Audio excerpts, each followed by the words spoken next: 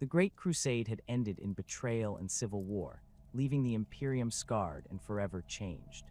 As the smoke cleared from the final battles of the Horus Heresy, the surviving loyalist forces faced a monumental task of reorganization. The Emperor, now entombed upon the Golden Throne, could no longer guide his legions directly, and the massive formations that had conquered the galaxy in his name had proven vulnerable to corruption and treachery. It was in this crucible of necessity that the second founding was born in the early 31st millennium. Roboute Guilliman, Primarch of the Ultramarines and one of the few surviving loyal sons of the Emperor, had spent the closing years of the heresy formulating what would become known as the Codex Astartes. This comprehensive tome laid out new organizational structures, tactical doctrines, and most importantly, the division of the existing Space Marine legions into smaller, more manageable chapters. The logic was sound. Never again would a single commander wield the power of an entire legion, and the risk of wholesale corruption would be significantly reduced. The Blood Angels Legion, having suffered devastating losses during the Siege of Terra and the death of their beloved Primarch Sanguinius, faced this reorganization with particular complexity. The Sons of the Angel had fought with unmatched valor throughout the heresy, but they carried within their gene seed a dark inheritance that would shape their successors for millennia to come. The Red Thirst, a genetic flaw that drove battle brothers to seek blood in close combat with an almost vampiric hunger, had manifested sporadically throughout the Legion's history. More troubling still were the first recorded instances of what would later be known as the Black Rage, a condition where warriors would become lost in visions of their Primarch's final moments, believing themselves to be Sanguinius himself in his death throes. Commander Azkalan, who had served as Sanguinius's Sanguinary Guard captain, worked closely with the remaining Blood Angels command structure to implement the division. The Legion's gene seed would give rise to several successor chapters, each inheriting both the nobility and the curse of their lineage. Among these new chapters, one would stand apart for the ferocity of its warriors and the particular manifestation of their genetic heritage, the Flesh Terrors. The selection of leadership for these new chapters required careful consideration. The Blood Angels had always been known for their dual nature, capable of the most refined artistry and culture, yet possessed of a savage hunger for battle that could border on the bestial. Each company within the original Legion had developed its own character and traditions, and it was from these existing formations that the new chapter masters would be chosen. Captain Nasir Amit of the 5th Company had earned a fearsome reputation throughout the Great Crusade and Horus Heresy. Where other Blood Angels sought to suppress or channel their more violent impulses, Amit had embraced them as tools of war. His company had become known for their brutal efficiency in close combat, often continuing to fight long after their enemies had been defeated, tearing apart corpses in a frenzy that disturbed even their battle brothers. This behavior had earned Amit the epithet Flesh Terror, a name that spoke to both his tactical preferences and the savage nature of his warriors. During the Great Crusade, Amit's 5th Company had been deployed to some of the most challenging compliance actions, where their particular brand of warfare proved devastatingly effective. On the world of Kavas, they had broken a rebellion by systematically hunting down the insurgent leaders through the Underhive, leaving behind scenes of carnage that served as warnings to other potential rebels. The Kavas' suppression had lasted only 3 days, but the memories of Amit's warriors emerging from the darkness, their armor painted with the blood of their enemies, had become legend among the Imperial Army regiments that witnessed it. The heresy had provided even more opportunities for Amit to demonstrate his company's capabilities. At the Battle of Cygnus Prime, when the Blood Angels faced the demonic forces of the Ruinous Powers, the 5th Company had fought with such intensity that even the bloodthirster Kabandha had taken notice of their savagery. While other companies struggled with the psychic assault that drove many of their brothers into madness, Amit's warriors seemed to find strength in their rage, channeling it into devastating attacks that carved through demon flesh with mechanical precision. The defense of Terra had seen the 5th Company positioned along the Eternity Wall, where they faced wave after wave of traitor forces. Amit himself had led 17 separate counterattacks, each one driving deeper into enemy lines until his warriors were fighting hand to hand in the rubble of collapsed fortifications. When the siege finally ended, the 5th Company had suffered 60% casualties, but they had held their section of the wall without yielding a single meter of ground. It was this record of unwavering loyalty and brutal effectiveness that brought Amit to the attention of the Reorganization Committee. While some questioned whether his methods were too extreme, none could argue with their results. The Flesh Terrors, as they would come to be known, needed a leader who understood the darker aspects of the Blood Angel's nature and could forge them into a weapon worthy of the Emperor's service. The genetic legacy that the Flesh Terrors inherited from Sanguinius was both blessing and curse. The gene seed of the Blood Angels had always been among the most stable and pure of all the legions, producing warriors of exceptional strength, speed, and longevity. The sons of Sanguinius possessed enhanced senses that bordered on the supernatural, able to track enemies by scent alone and detect the slightest movement in complete darkness. Their reflexes were faster than those of most other space marines, and their natural grace in combat was unmatched. However, the red thirst that accompanied these gifts manifested more strongly in Amit's warriors than in their parent legion. Where other Blood Angels might experience occasional urges for blood and violence, the Flesh Terrors found themselves constantly battling against an almost overwhelming hunger. This condition affected not just their behavior in combat, but their daily existence within the chapter. Battle Brothers would spend hours in meditation, trying to center themselves and maintain control over their baser impulses. The chapter's chaplains developed specialized rituals and practices designed to channel this aggression constructively, but the struggle remained constant. The manifestation of the red thirst among the Flesh Terrors took several distinct forms. Some warriors experienced it as a literal hunger for blood, requiring them to consume the vital fluid of their enemies to achieve any sense of satisfaction. Others found themselves driven to ever greater acts of violence, unable to stop fighting until their enemies were not merely defeated but utterly destroyed. The most severely affected would enter a state similar to the Black Rage, but instead of reliving Sanguinius's death, they would become lost in visions of endless slaughter, seeing enemies everywhere and attacking anything that moved. These genetic quirks necessitated careful management of the chapter's recruitment and training processes. The Flesh Terrors could not simply follow the standard Codex Astartes procedures for creating new space marines. Instead, they had to develop their own methods for identifying candidates who possessed both the mental fortitude to resist the red thirst and the physical capability to channel it effectively. This process began with the selection of their homeworld, a decision that would prove crucial to the chapter's future development.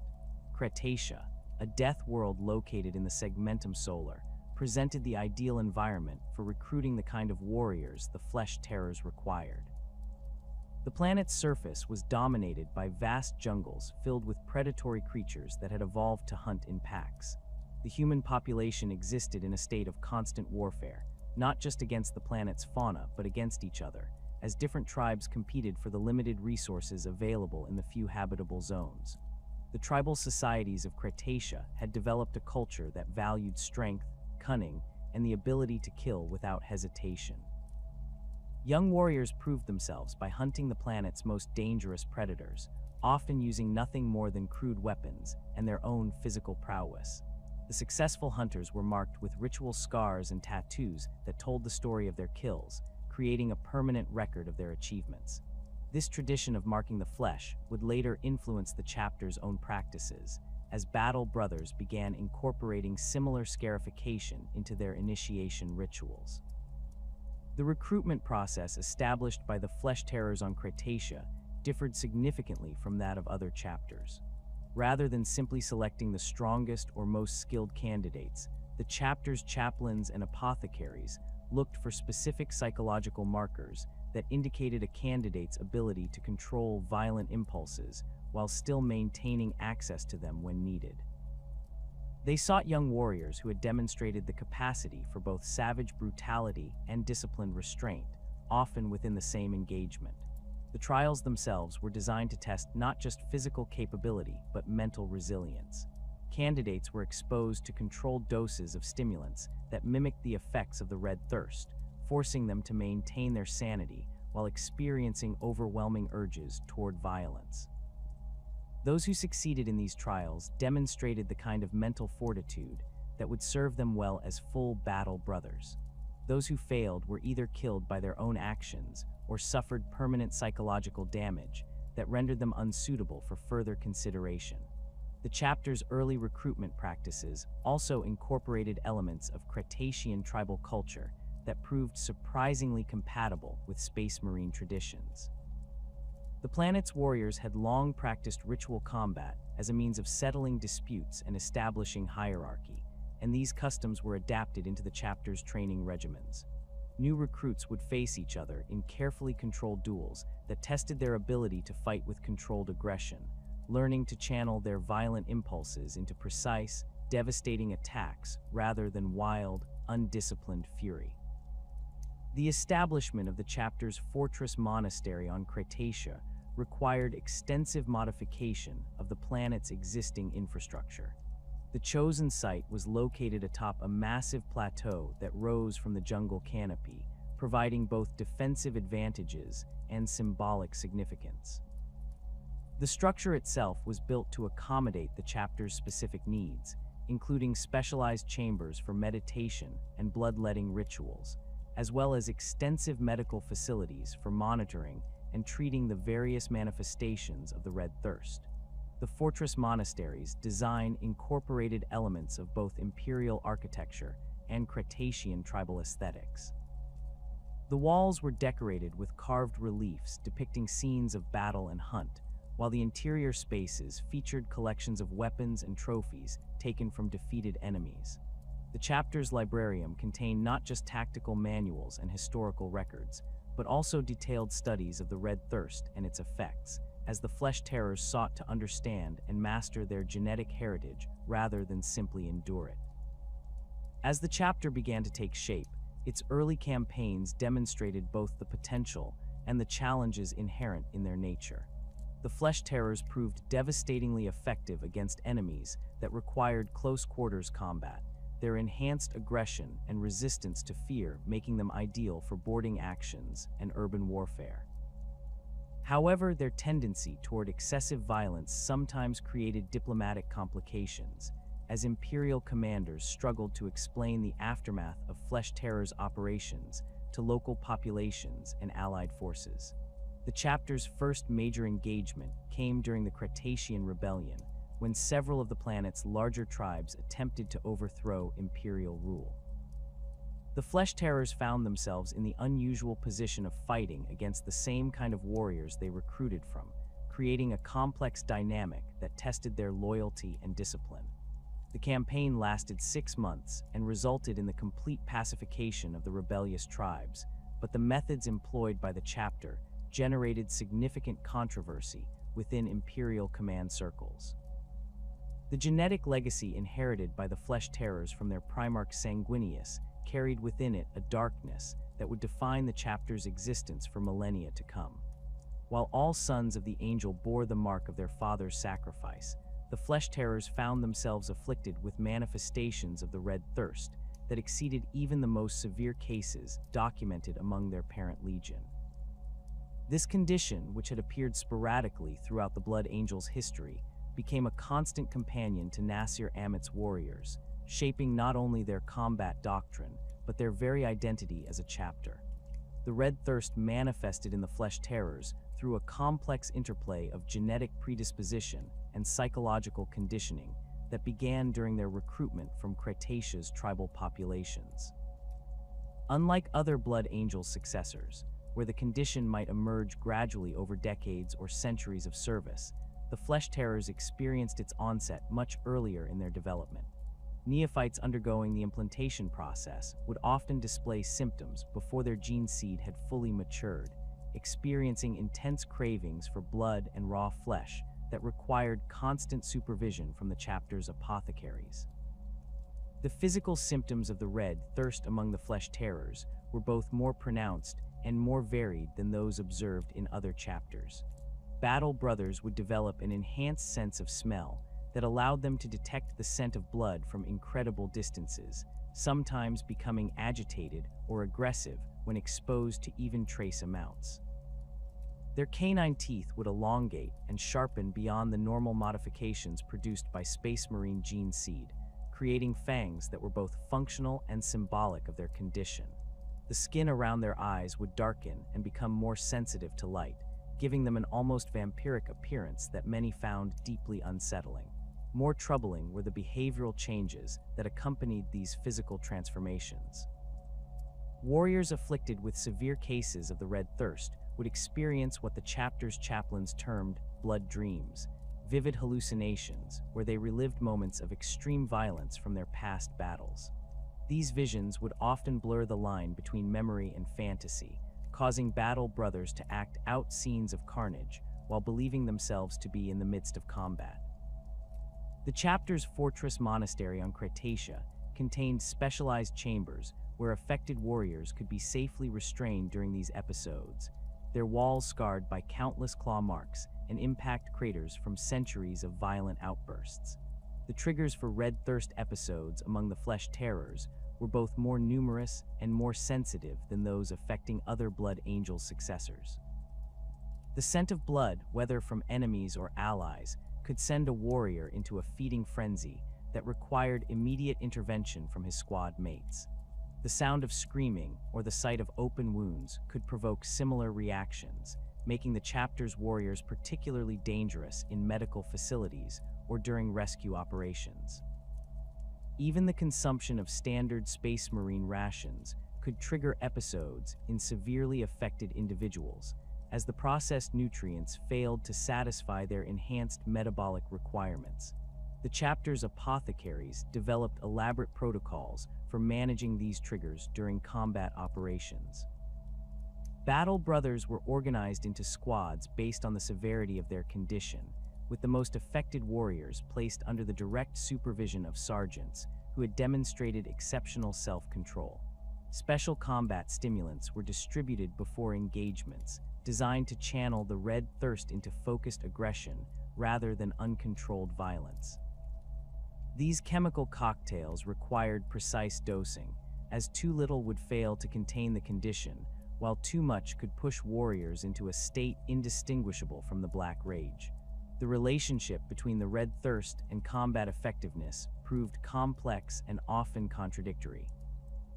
Warriors in the grip of the condition displayed enhanced strength and speed that exceeded normal Space Marine capabilities, their bodies flooding with adrenaline and other combat hormones that pushed them beyond their usual limitations. Their pain tolerance increased dramatically, allowing them to continue fighting despite injuries that would incapacitate other warriors. However, this enhanced performance came at the cost of tactical awareness and unit cohesion, as affected battle brothers would often break formation to pursue individual targets or continue attacking enemies long after they had been neutralized. The Black Rage represented an even more severe manifestation of the genetic curse that plagued the Flesh Terrors. This condition, which caused warriors to relive the final moments of Sanguinius during his battle with Horus aboard the Vengeful Spirit, affected the chapter at a rate significantly higher than that observed among other Blood Angels' successors. Where the parent legion might see 1 or 2 cases per century, the Flesh Terrors experienced multiple episodes each decade, creating a constant drain on their already limited manpower. The onset of the Black Rage among the Flesh Terrors followed patterns that differed markedly from those documented in other chapters. Rather than occurring randomly or in response to specific traumatic events, the condition often manifested in clusters, with multiple battle brothers succumbing within days or weeks of each other. The chapter's librarians theorized that some form of psychic resonance existed between affected warriors, causing the condition to spread through squads and companies like a contagion. This clustering effect made it particularly dangerous during extended campaigns, where the loss of multiple warriors to the Black Rage could cripple entire tactical formations. The visions experienced by Flesh Terrors in the grip of the Black Rage were notably more violent and detailed than those reported by other chapters. Warriors would not simply relive Sanguinius's death, but would experience it from multiple perspectives, sometimes believing themselves to be the Primarch, other times seeing themselves as Horus or even as the Emperor himself. These shifting viewpoints created a disorienting experience that made affected battle brothers extremely unpredictable in their actions. They might attack allies they perceived as traitors, or attempt to protect enemies they believed to be loyal Imperial forces. The chapter's Death Company protocols required significant modification to account for these unique manifestations of the Black Rage. Traditional Blood Angels practice involved isolating affected warriors and deploying them in suicidal charges against the enemy, allowing them to die with honor while serving the Emperor one final time. However, the Flesh Terrors found that their Death Company Marines often survived these supposedly final battles, their enhanced aggression and resistance to injury allowing them to carve through enemy formations that should have overwhelmed them. This survival rate created logistical and ethical challenges for the chapter's leadership. Death Company Marines who returned from battle remained trapped in their visions, unable to distinguish between past and present, friend and foe. The chapter constructed specialized containment facilities within their fortress monastery, where these warriors could be housed safely, while the chaplains attempted various treatments. These chambers were built to withstand the incredible strength of Space Marines in the grip of the Black Rage, with reinforced walls and restraint systems that could hold even the most violent individuals. The chapter's chaplains developed unique rituals and practices designed to manage both the Red Thirst and the Black Rage. These ceremonies incorporated elements of Cretacean tribal culture, including ritual scarification and bloodletting, that provided temporary relief from the worst symptoms. The chaplains would lead affected warriors through elaborate reenactments of historical battles, allowing them to channel their violent impulses in controlled environments. These sessions often lasted for hours, with participants engaging in mock combat using blunted weapons until they collapsed from exhaustion.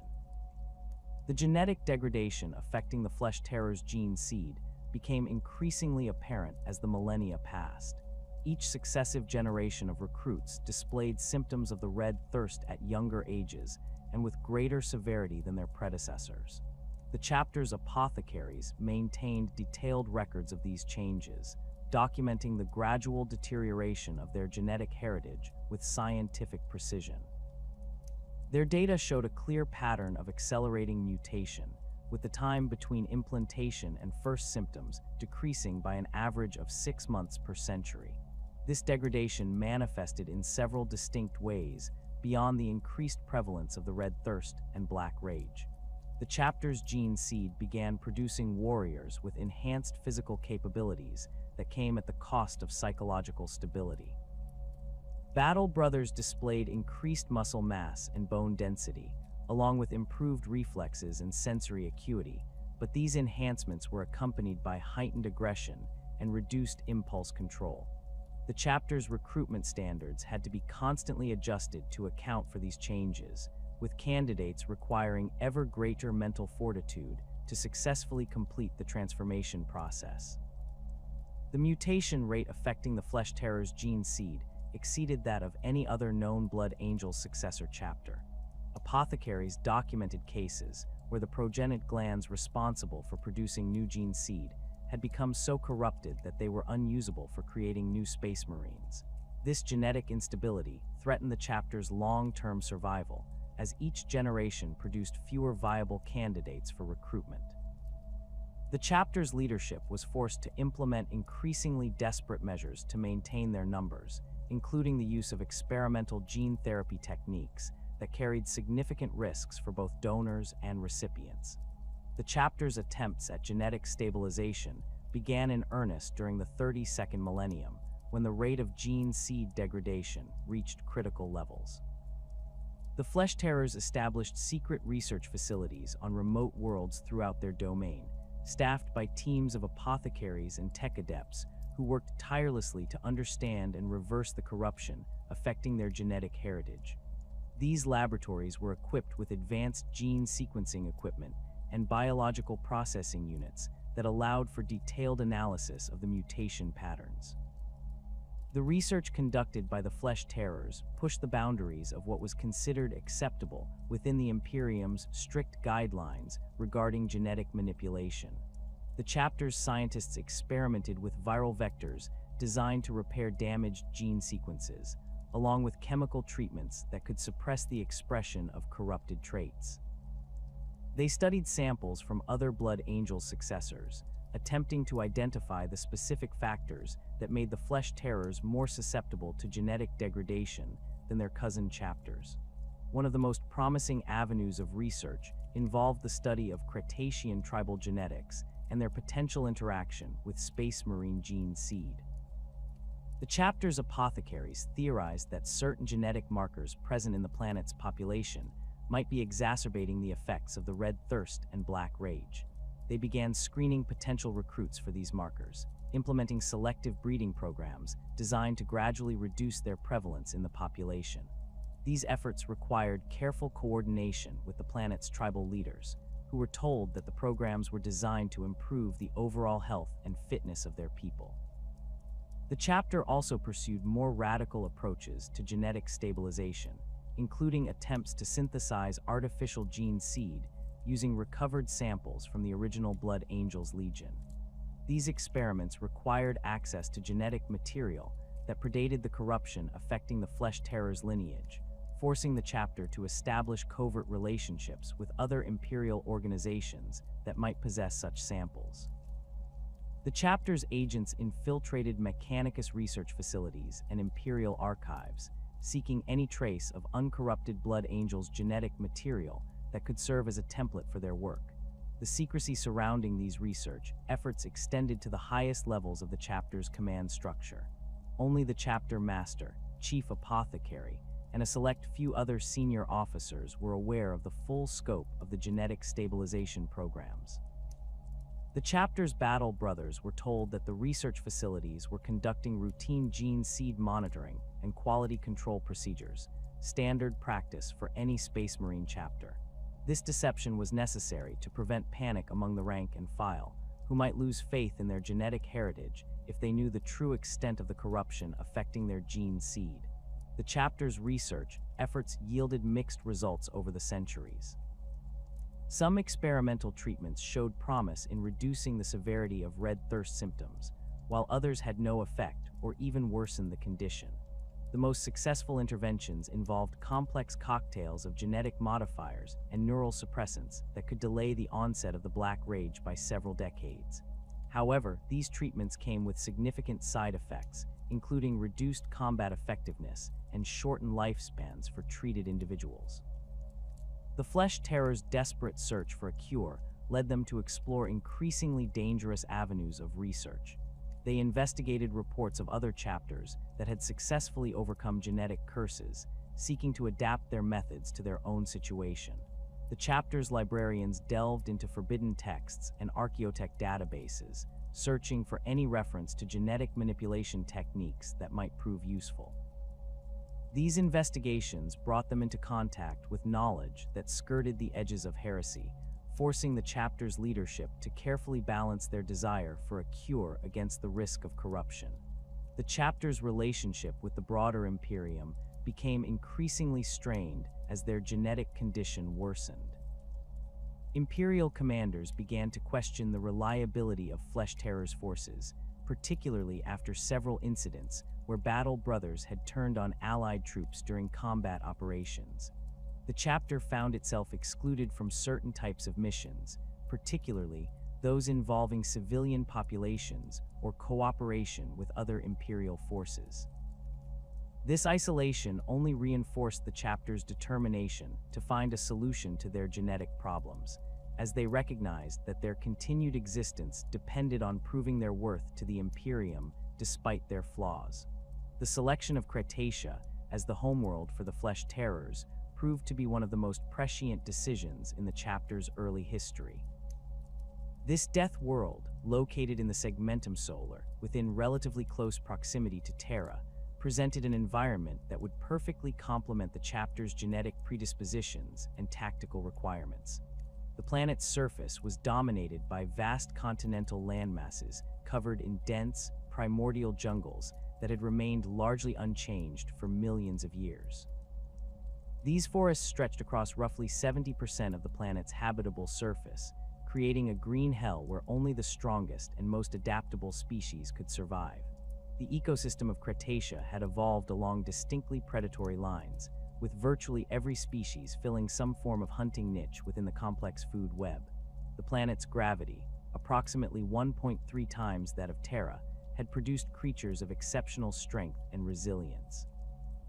The apex predators of Cretacea's jungles included massive reptilian beasts known as bloodstalkers, creatures that could grow to lengths of 15 meters and possessed razor-sharp claws capable of shearing through ceramite armor. These beasts hunted in coordinated packs, using sophisticated tactics that rivaled those employed by human military units. The bloodstalkers represented just one tier of Cretacea's predatory hierarchy. Smaller but equally dangerous creatures filled every ecological niche, from the tree-dwelling razorwings that could strip flesh from bone in seconds to the burrowing tunnel maws that waited beneath the jungle floor for unwary prey. The planet's insect life had evolved to be particularly aggressive, with swarms of blood-drinking parasites that could drain a human of vital fluids within minutes. Even the plant life had adapted predatory characteristics, with carnivorous vines that could strangle a full-grown man and flowers that released neurotoxic spores to incapacitate potential prey. The human population of Cretacia had survived in this hostile environment through the development of a warrior culture that emphasized constant vigilance, physical prowess, and an intimate understanding of violence. The planet's inhabitants were organized into tribal confederations that controlled specific territorial zones within the jungle, each group having adapted to the particular challenges presented by their local environment. These tribes had developed sophisticated hunting techniques and weapons specifically designed to deal with Cretacea's predatory fauna, creating a population of natural warriors that proved ideal for space marine recruitment. The largest of these tribal groups, the Torn Chain Confederation, controlled a vast territory in the planet's northern hemisphere, where the jungle canopy was thickest and the predator density highest. Their warriors were renowned for their ability to track and kill bloodstalkers using nothing more than obsidian-tipped spears and coordinated pack tactics. The Torn Chain had developed a complex system of ritual scarification that recorded each warrior's kills, with different patterns and symbols representing various types of prey. The most accomplished hunters bore intricate designs that covered their entire torso and arms, creating a living record of their achievements that could be read by other members of the tribe. The Bone Dancers, another significant tribal group, had adapted to life in the planet's rocky highlands, where the jungle gave way to treacherous cliff faces and deep caverns. These warriors specialized in hunting the flying predators that nested in the mountainous regions, developing techniques for aerial combat that involved leaping between cliff faces and using weighted nets to bring down their prey. The Bone Dancers had incorporated the skeletal remains of their kills into their weapons and armor, creating distinctive gear that served both practical and ceremonial purposes. The ritual combat practices of Cretacea's tribes had evolved to serve multiple functions within their societies. These ceremonies were used to settle disputes, establish leadership hierarchies, and prepare young warriors for their first hunts. The combats themselves were elaborate affairs that could last for hours, with participants using a variety of weapons and fighting styles that reflected their tribal traditions. The most common form of ritual combat involved single combat between warriors armed with traditional weapons, but some tribes practiced group battles that simulated the coordinated tactics required for hunting large predators. The blood ceremonies that accompanied these ritual combats held deep spiritual significance for Cretacea's inhabitants.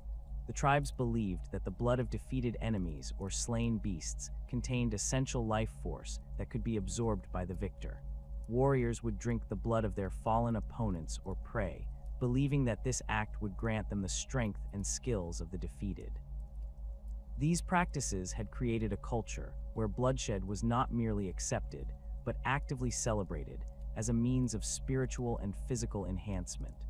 The arrival of the flesh terrors on Cretacia created an immediate resonance between the chapter's genetic predispositions and the planet's existing culture. The tribal practices of blood consumption and ritual scarification aligned perfectly with the chapter's own struggles with the Red Thirst, providing a framework for understanding and managing their condition. The planet's inhabitants viewed the Space Marines not as conquerors, but as the ultimate expression of their own warrior ideals, beings who had transcended human limitations while retaining the essential characteristics that defined Cretacean culture. The chapter's fortress monastery was constructed on a massive plateau that rose from the jungle canopy in the planet's equatorial region. This natural formation, known to the locals as the Blood Crown, provided both strategic advantages and symbolic significance. The plateau's sheer walls offered protection from the jungle's predators, while its elevated position allowed for easy observation of the surrounding territory. The site had been considered sacred by multiple tribal groups, who believed it to be the dwelling place of ancient spirits that governed the hunt. The fortress monastery's design incorporated elements of both imperial architecture and Cretacean tribal aesthetics, creating a structure that was both functional and culturally appropriate. The main walls were constructed from locally quarried stone that had been reinforced with imported ceramite and plasteel, creating defenses capable of withstanding both conventional attacks and the planet's extreme weather conditions. The exterior surfaces were decorated with carved reliefs depicting scenes of combat and hunting, many of which incorporated traditional Cretacean symbols and motifs. The interior spaces of the fortress monastery were designed to accommodate the chapter's specific needs while respecting the cultural traditions of their adopted homeworld. The main hall featured a massive collection of weapons and trophies taken from both human enemies and Cretacea's predatory fauna, creating a display that served both ceremonial and practical purposes. The chapter's battle brothers could study these artifacts to better understand the tactics and capabilities of potential opponents, while visitors from the tribal populations could appreciate the chapter's achievements according to their own cultural values. The chapter's recruitment facilities were integrated directly into the fortress monastery structure, allowing for continuous monitoring and evaluation of potential candidates. The trials themselves took place in specially constructed chambers that could simulate various environmental conditions found throughout Cretacea's diverse ecosystems. These facilities included climate-controlled rooms that could replicate the humid heat of the deep jungle, as well as chambers filled with live specimens of the planet's predatory species to test candidates' hunting skills and survival instincts. The recruitment process employed by the flesh terrors on Cretacia differed significantly from standard Codex Astartes procedures, incorporating elements of tribal tradition and the chapter's specific genetic requirements. Rather than simply selecting the strongest or most skilled candidates, the chapter's recruitment officers looked for individuals who demonstrated the psychological resilience necessary to resist the Red Thirst while maintaining access to the aggressive instincts that made them effective warriors. This selection process required careful observation of candidates over extended periods, as the desired traits were often subtle and could only be identified through prolonged exposure to stress and combat situations. The initial screening process began with the identification of promising young warriors within the tribal populations. The chapter maintained recruitment stations throughout Cretacea's inhabited regions, staffed by scout marines and chaplains who observed local combat trials and hunting expeditions. These observers looked for specific behavioral markers that indicated a candidate's suitability for Space Marine transformation, including the ability to maintain tactical awareness during intense combat, resistance to fear and pain, and most importantly, the capacity to control violent impulses when necessary. Candidates who passed the initial screening were brought to the fortress monastery for more intensive evaluation. The trials they faced were designed to test not only their physical capabilities, but their mental resilience under extreme stress. One of the most challenging tests involved exposure to controlled doses of combat stimulants that mimicked the effects of the Red Thirst, forcing candidates to maintain their sanity while experiencing overwhelming urges toward violence. Those who succeeded demonstrated the kind of mental fortitude that would serve them well as full battle brothers, while those who failed were either killed by their own actions or suffered permanent psychological damage. The chapter's recruitment trials also incorporated traditional Cretacean hunting practices, requiring candidates to track and kill specific predators using only primitive weapons and their own skills. These hunts took place in the jungle surrounding the fortress monastery, where candidates faced the same dangers that had shaped their tribal ancestors for generations. The successful completion of these trials required not only physical prowess, but also the tactical awareness and patience that characterized the planet's most accomplished hunters. The symbiotic relationship that developed between the flesh terrors and Cretacea's tribal populations extended far beyond simple recruitment practices. The chapter's presence on the planet provided protection for the human settlements against the most dangerous predators, while the tribes supplied not only potential recruits, but also specialized knowledge about the planet's ecosystem and hunting techniques. This exchange of resources and information created a mutually beneficial arrangement that strengthened both parties over time.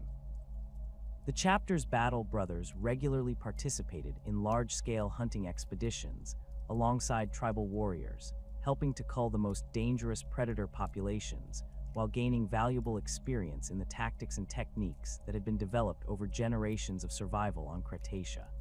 These joint operations served multiple purposes, providing training opportunities for the Space Marines while demonstrating the chapter's commitment to protecting the planet's human population. The tribal warriors who participated in these hunts gained access to advanced weapons and equipment, improving their own survival chances and enhancing their status within their communities. The cultural exchange between the flesh terrors and Cretacea's inhabitants resulted in the adoption of various tribal practices by the chapter. The ritual scarification that marked accomplished hunters became incorporated into the chapter's own traditions, with battle brothers receiving ceremonial scars to commemorate significant victories or achievements. The chapter's chaplains adapted traditional tribal blood ceremonies for use in their own religious practices, creating rituals that helped battle brothers channel their genetic predispositions in constructive ways. The chapter's influence on Cretacean culture was equally significant, as exposure to imperial technology and tactics gradually transformed the tribal societies. The most successful tribes began adopting Space Marine organizational structures and combat doctrines, creating more effective military units that could better defend their territories against predator attacks. The chapter provided training and equipment to selected tribal leaders, creating a network of allied groups that could serve as auxiliary forces when needed. The fortress monastery's integration with Cretacea's hostile environment required constant adaptation and improvement over the centuries. The chapter's tech marines developed specialized systems for dealing with the planet's unique challenges, including atmospheric processors that could filter out toxic spores and defensive measures designed to repel the various predatory species that might threaten the installation. The monastery's walls were equipped with automated weapon systems that could track and eliminate dangerous fauna, while the interior spaces featured climate control systems that maintained optimal conditions for Space Marine physiology. The chapter's vehicle pool was adapted specifically for operations on Cretacia, with land raiders and rhinos receiving modifications that improved their performance in jungle environments. These vehicles were equipped with enhanced filtration systems, reinforced armor plating designed to resist the claws and teeth of local predators, and specialized weapon systems optimized for close-range combat in dense vegetation. The chapter's aircraft were similarly modified, with additional armor and weaponry to protect against the flying predators that dominated Cretacea's skies. The ongoing relationship between the flesh terrors and their homeworld created a unique dynamic that influenced every aspect of the chapter's development. The constant exposure to Cretacea's predatory environment reinforced the aggressive instincts that were already enhanced by their genetic heritage, while the tribal culture provided frameworks for understanding and managing these impulses. The planet's inhabitants served as both a source of recruits and a reminder of the chapter's connection to humanity, helping to maintain the balance between savage effectiveness and loyal service that define the Flesh Terrors' identity. The combat doctrine of the Flesh Terrors evolved from a combination of their genetic predispositions, the harsh environment of their homeworld, and the tactical preferences established during their founding under Nasir Ahmed. Unlike many Space Marine chapters that favored balanced combined arms approaches or specialized in particular forms of warfare, the Flesh Terrors developed an overwhelming preference for close-quarters combat that bordered on obsession. This tactical philosophy was not merely a strategic choice, but a necessity born from their genetic curse, as the red thirst that plagued their warriors could only be truly satisfied through direct, violent contact with their enemies. The chapter's preference for melee combat manifested most clearly in their weapon selections and equipment modifications. While other chapters might view chainswords as secondary weapons to be used when ammunition ran low, the Flesh Terrors treated these brutal implements as primary armaments worthy of the same reverence other warriors reserved for their bolters.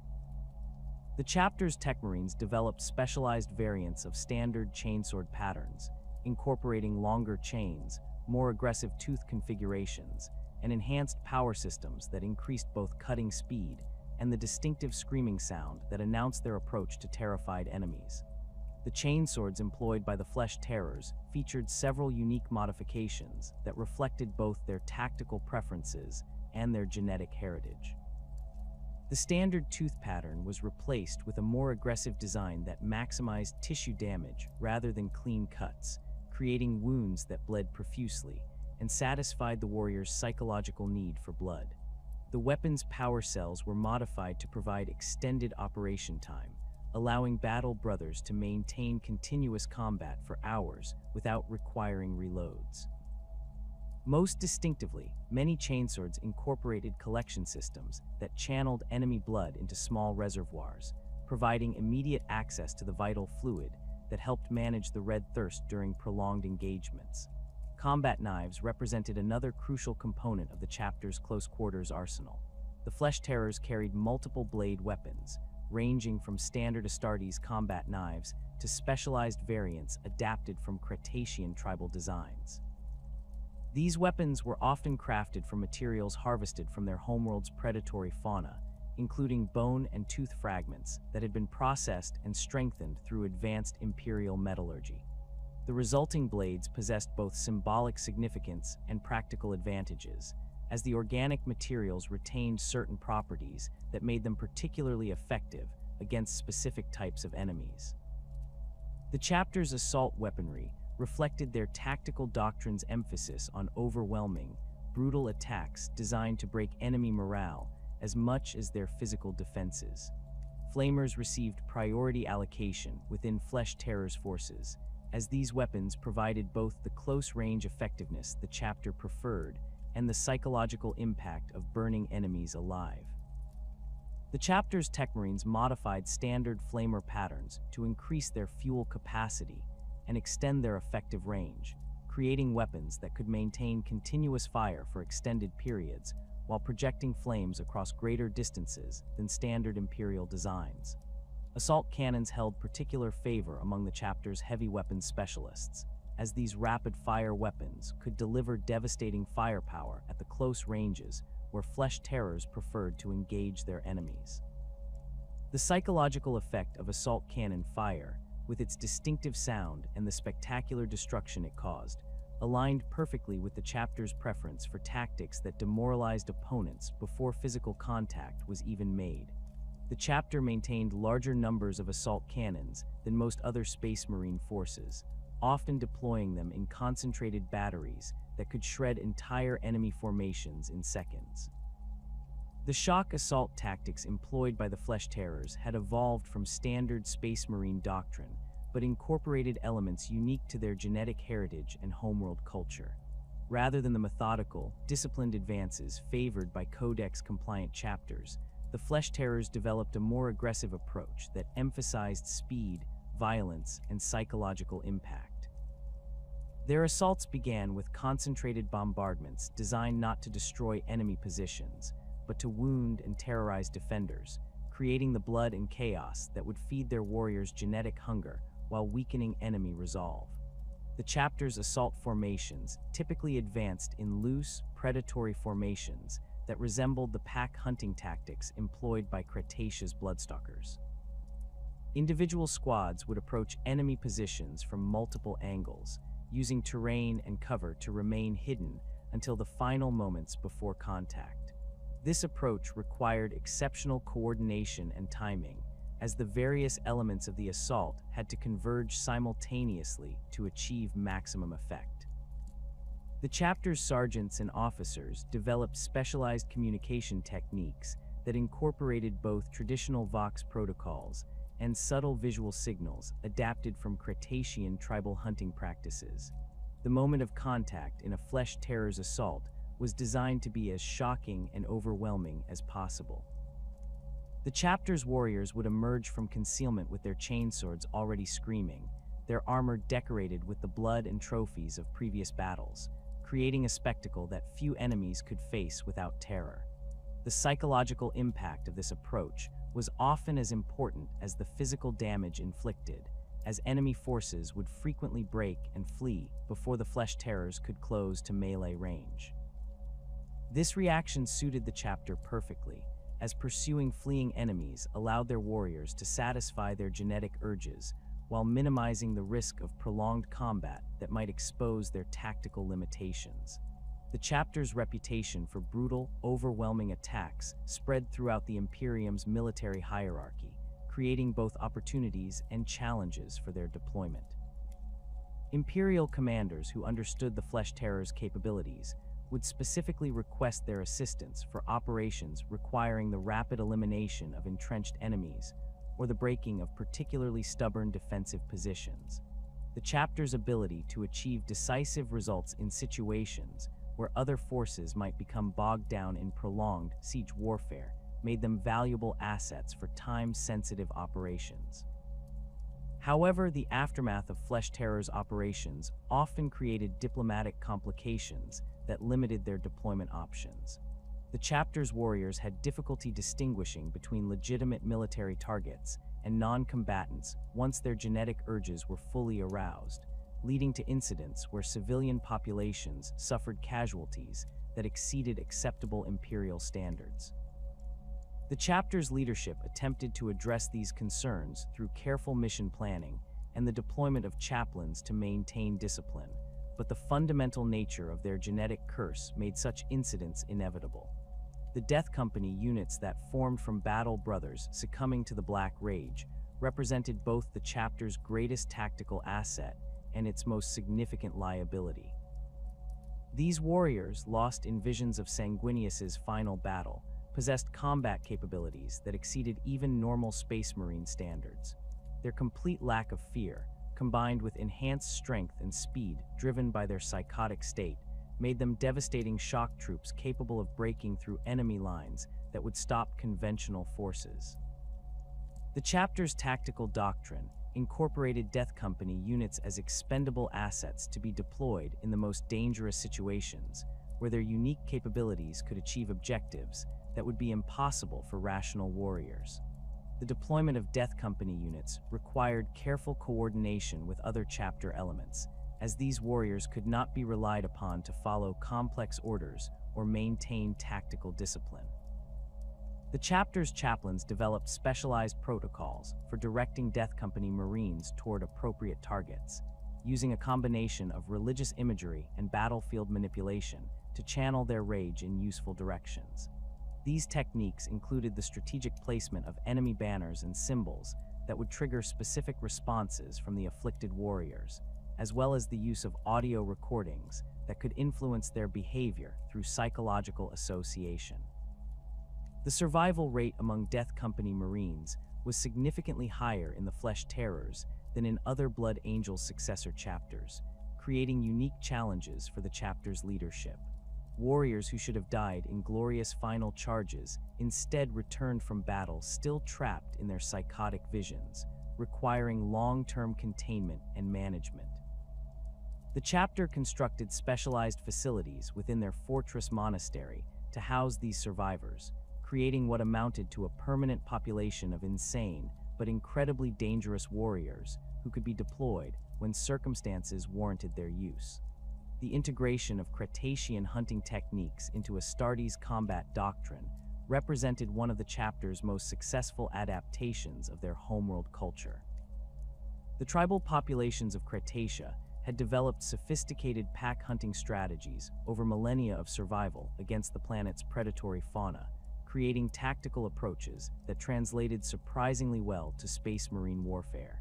These techniques emphasized coordination, patience, and the ability to strike at precisely the right moment to achieve maximum effect with minimum risk. The pack tactics employed by Cretacean hunters involved the careful coordination of multiple individuals to isolate and overwhelm prey that might be too dangerous for any single warrior to face. The Flesh Terrors adapted these principles to squad-level operations, developing formations and movement patterns that allowed them to surround and destroy enemy units through coordinated attacks from multiple directions. These tactics required exceptional communication and timing, as the success of the entire operation depended on each element of the pack executing their role with perfect precision. The chapter's scout marines received extensive training in Cretacean hunting techniques, spending months in the planet's jungles learning to track and kill the various predatory species that inhabited the world. This training provided practical experience in stealth, patience, and the reading of environmental signs that proved invaluable in military operations. The skills developed during these hunting expeditions translated directly to battlefield reconnaissance and infiltration missions, where the ability to move undetected through hostile territory and identify enemy weaknesses could determine the success or failure of entire campaigns. The chapter's assault marines incorporated aerial hunting techniques adapted from Cretacean cliff-dwelling tribes, learning to use their jump packs not just for transportation, but as weapons in their own right. These warriors developed the ability to strike from above with devastating effect, using their momentum and the shock of their arrival to break enemy formations before engaging in close combat. The psychological impact of warriors dropping from the sky with chainswords screaming was often sufficient to rout enemy forces without the need for prolonged fighting. The chapter's vehicle crews adapted pack hunting principles to armored warfare, developing tactics that allowed their tanks and transports to operate as coordinated hunting groups rather than individual units. These formations would advance on enemy positions using terrain and mutual support to minimize their exposure to defensive fire, while maximizing their ability to deliver concentrated attacks at decisive moments.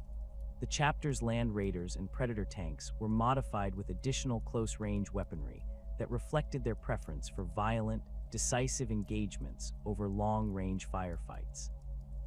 The Flesh Terrors' approach to urban warfare incorporated elements of both Space Marine doctrine and Cretacean hunting techniques, creating a unique tactical approach that proved devastatingly effective in built-up areas. The chapter's warriors would infiltrate enemy-held cities using drainage systems, maintenance tunnels, and other concealed routes, emerging simultaneously from multiple locations to create maximum confusion and terror among defenders. These tactics required extensive reconnaissance and coordination, but the results were often decisive victories achieved with minimal friendly casualties. The chapter's preference for night operations reflected both their enhanced senses and their genetic heritage as hunters. The darkness provided natural concealment for their approach while hampering enemy visibility and coordination. The Flesh Terrors' ability to track enemies by scent and their enhanced hearing made them particularly effective in low-light conditions, where they could locate and engage targets that other forces might miss entirely. The psychological impact of facing enemies who could strike from the darkness with perfect accuracy added another dimension to their tactical effectiveness. The chapter's boarding actions against enemy spacecraft represented perhaps their most specialized application of close-quarters combat doctrine. The confined spaces and close ranges typical of shipboard fighting played directly to the Flesh Terror's strengths, while the inability of enemies to retreat or call for reinforcement created ideal conditions for satisfying their genetic urges. The chapter's boarding parties were equipped with specialized gear designed for ship-to-ship combat, including magnetic boots, sealed armor systems, and weapons optimized for fighting in zero-gravity environments. The integration of these various tactical elements created a combat doctrine that was uniquely suited to the Flesh Terror's genetic heritage and cultural background. Their approach to warfare emphasized aggression, speed, and psychological impact over the methodical, disciplined approaches favored by many other chapters. While this doctrine had limitations in certain types of operations, particularly those requiring extended sieges or complex coordination with other Imperial forces, it proved devastatingly effective in the kinds of rapid, decisive engagements that characterized much of the Imperium's military operations. The relationship between the Flesh Terrors and their parent chapter, the Blood Angels, remained complex and fraught with tension throughout the millennia following the Second Founding. While both chapters shared the same genetic heritage and revered Sanguinius as their primarch, the increasingly savage nature of the Flesh Terrors created a growing divide that would influence their interactions for centuries to come. The Blood Angels, despite their own struggles with the Red Thirst and Black Rage, maintained a veneer of nobility and cultural refinement that stood in stark contrast to the brutal pragmatism that characterized their successor chapter. The first major joint operation between the two chapters occurred during the War of the False Primarch in the 33rd millennium, when both forces were deployed to suppress a massive rebellion that threatened to tear apart entire sectors of the Imperium. The Blood Angels arrived at the conflict zone with their typical pageantry, their golden armor gleaming, and their banners displaying the artistic achievements that had made them famous throughout the galaxy. The Flesh Terrors, by contrast, emerged from their strike cruisers bearing the crude trophies and blood-stained ceramite that had become their trademark, immediately creating a visual dichotomy that reflected their divergent approaches to warfare. The tactical coordination between the two chapters during this campaign revealed fundamental differences in their combat philosophies. The Blood Angels favored methodical advances supported by coordinated fire support, their movements precise and disciplined, even when engaging in close combat. Their assault companies moved like dancers, each warrior's position carefully calculated to maximize effectiveness while maintaining the aesthetic beauty that the chapter prized. The Flesh Terrors, meanwhile, attacked with the savage efficiency of predators, their formations loose and aggressive, designed to overwhelm enemies through sheer ferocity rather than tactical elegance. The aftermath of joint engagements often created uncomfortable situations for both chapters. Blood Angels warriors would survey battlefields where their cousins had fought, finding scenes of carnage that exceeded even their own standards for violence. Enemy corpses bore the marks of prolonged mutilation, having been torn apart by chainswords and combat knives long after any tactical necessity had ended. The Flesh Terror's tendency to collect trophies from fallen enemies, including teeth, bones, and other body parts, horrified many Blood Angels who viewed such practices as barbaric and beneath the dignity of Sanguinius's sons. The command structure during joint operations required careful negotiation between the chapter's leadership. Blood Angels commanders expected their orders to be followed with the precision and discipline that characterized their own forces, while Flesh Terror's officers understood that their warriors required more flexible tactical frameworks that could accommodate their genetic predispositions. These differences led to several incidents where Flesh Terror's units broke formation to pursue fleeing enemies, disrupting carefully planned maneuvers and creating gaps in the battle line that enemy forces attempted to exploit. The relationship between the chapter's chaplains proved particularly strained, as these spiritual leaders approached their duties from fundamentally different perspectives. Blood Angels chaplains emphasized the artistic and cultural aspects of their Primarch's legacy, conducting elaborate ceremonies that celebrated beauty and perfection alongside martial prowess. The Flesh Terror's chaplains, by contrast, focused on managing their warriors' genetic curses through rituals that incorporated bloodletting and controlled violence, practices that their Blood Angels counterparts found disturbing and potentially heretical. The management of Death Company Marines during joint operations created additional complications. The Blood Angels maintained strict protocols for their afflicted warriors, viewing them as tragic figures deserving of honor and respect even in their madness. The Flesh Terrors treated their Death Company as expendable shock troops, deploying them in suicidal charges with little regard for their survival or dignity. This fundamental difference in approach led to heated discussions between the chapter's leadership, with Blood Angels officers arguing that such treatment dishonored the memory of Sanguinius and the sacred nature of the Black Rage. The genetic monitoring protocols employed by both chapters revealed disturbing trends in the Flesh Terror's gene seed stability. Blood Angels apothecaries, who examined samples from their successor chapter, documented mutation rates that far exceeded anything observed in their own forces, along with behavioral modifications that suggested accelerating genetic degradation.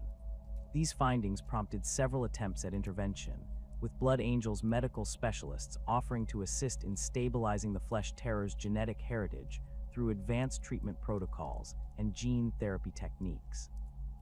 The Flesh Terror's response to these offers of assistance was mixed, with some elements of their leadership welcoming the opportunity to address their genetic problems, while others viewed the Blood Angels' concern as condescending interference.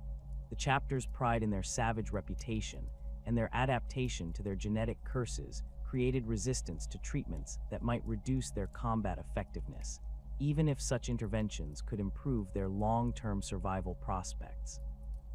This tension between accepting help and maintaining independence would characterize the relationship between the chapters for centuries. The participation of both chapters in the defense of Baal during Hive Fleet Leviathan's assault in the 41st millennium represented a crucial test of their ability to cooperate despite their differences. The Blood Angels had issued a call for aid to all their successor chapters, requesting assistance in defending their homeworld against the greatest threat they had ever faced.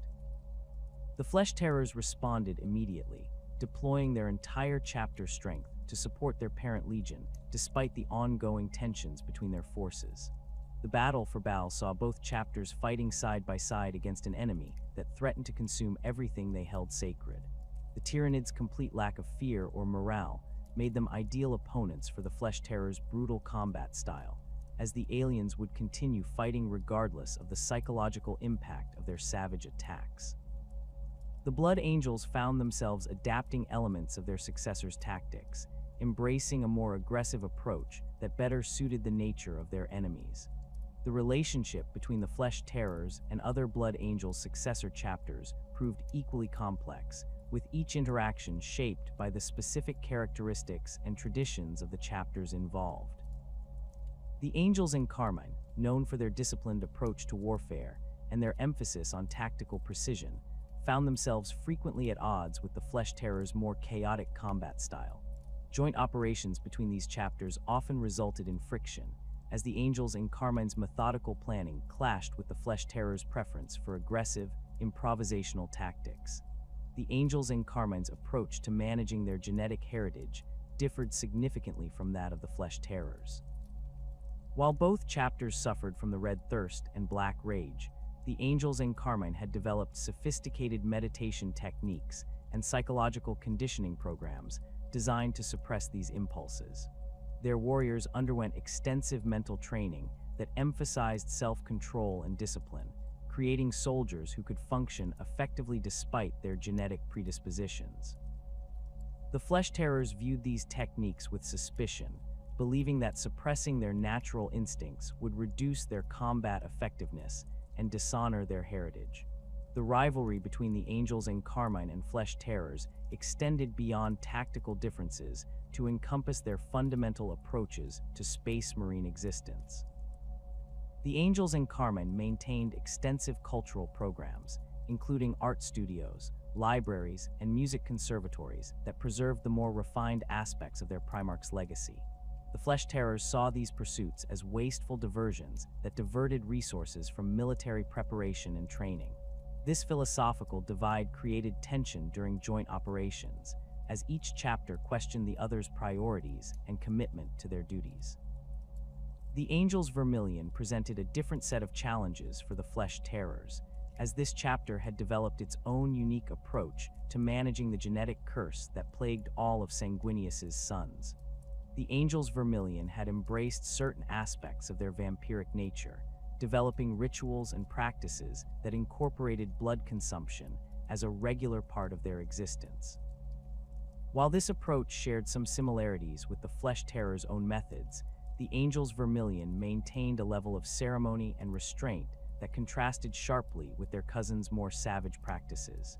The Angels Vermilion's blood rituals were conducted with religious solemnity, treating the consumption of blood as a sacred act that connected them to their Primarch's sacrifice. The chapter's chaplains had developed elaborate ceremonies that transformed what could have been seen as barbaric behavior into spiritual communion, creating a framework that allowed their warriors to satisfy their genetic urges while maintaining their dignity and honor. The Flesh Terrors found these rituals overly complicated and restrictive, preferring their own more direct approach to managing their thirst. The competition between the Angels Vermilion and Flesh Terrors often manifested in their recruitment practices and territorial disputes. Both chapters sought to recruit from populations that possessed the psychological and physical characteristics necessary to resist their genetic curses, leading to conflicts over access to suitable worlds and candidates. The Angels Vermilion's more refined approach to recruitment often proved more appealing to planetary governors and imperial administrators, who viewed their ceremonies and traditions as more civilized than the Flesh Terror's brutal selection processes. The broader Blood Angels family faced collective challenges that required cooperation despite their individual differences and rivalries. The genetic instability that affected all of Sanguinius's sons created shared problems that no single chapter could address alone. The pooling of resources and research data between the various successor chapters became essential for understanding and potentially treating the conditions that threatened their long-term survival. These collaborative efforts required the chapters to set aside their differences and work together toward common goals. The establishment of joint research facilities and genetic monitoring programs represented one of the most successful examples of cooperation between the Blood Angels and their successors.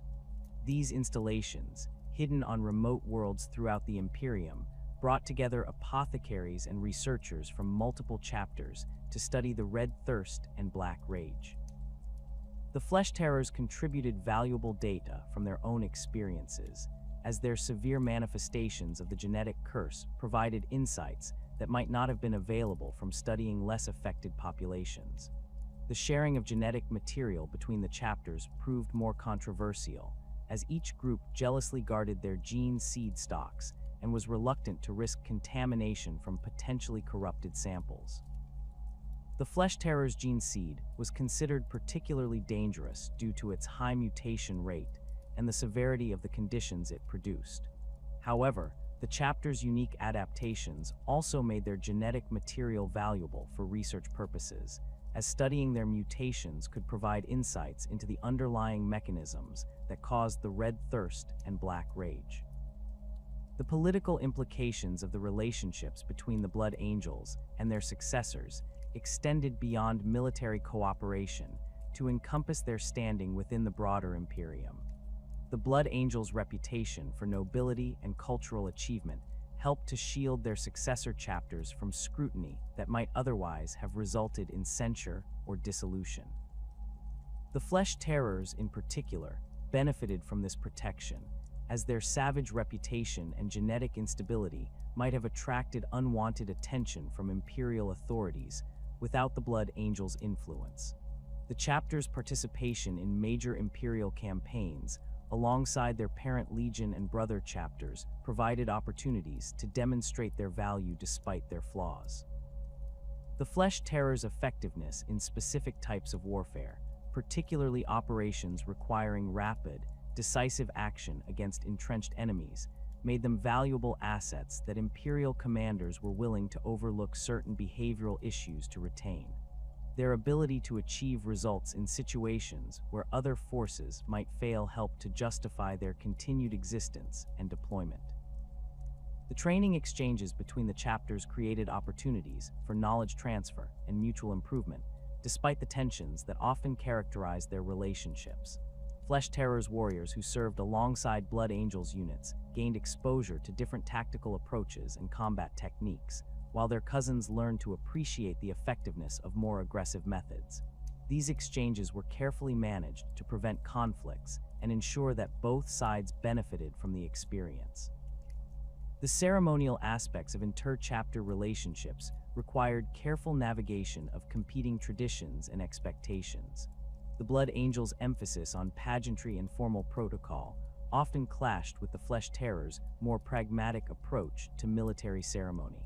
Joint celebrations and commemorative events had to be structured to accommodate both chapters' needs while avoiding situations that might escalate into conflicts. The development of hybrid ceremonies that incorporated elements from both traditions represented a compromise that allowed for meaningful cooperation while respecting each chapter's unique identity.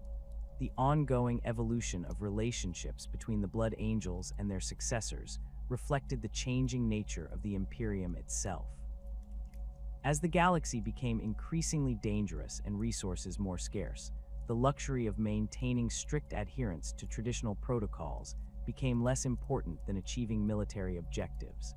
The Flesh Terror's brutal effectiveness made them valuable allies despite their flaws, while the Blood Angels' political influence and resources provided protection and support that the successor chapters could not obtain elsewhere. The Flesh Terror's reputation as the Imperium's most savage Space Marine chapter was forged through countless campaigns across the galaxy, where their brutal efficiency and uncompromising approach to warfare earned them both fear and respect among Imperial commanders. Their deployment patterns reflected the specific nature of their combat capabilities, with the chapter frequently called upon to handle situations that required overwhelming violence and the complete elimination of enemy forces.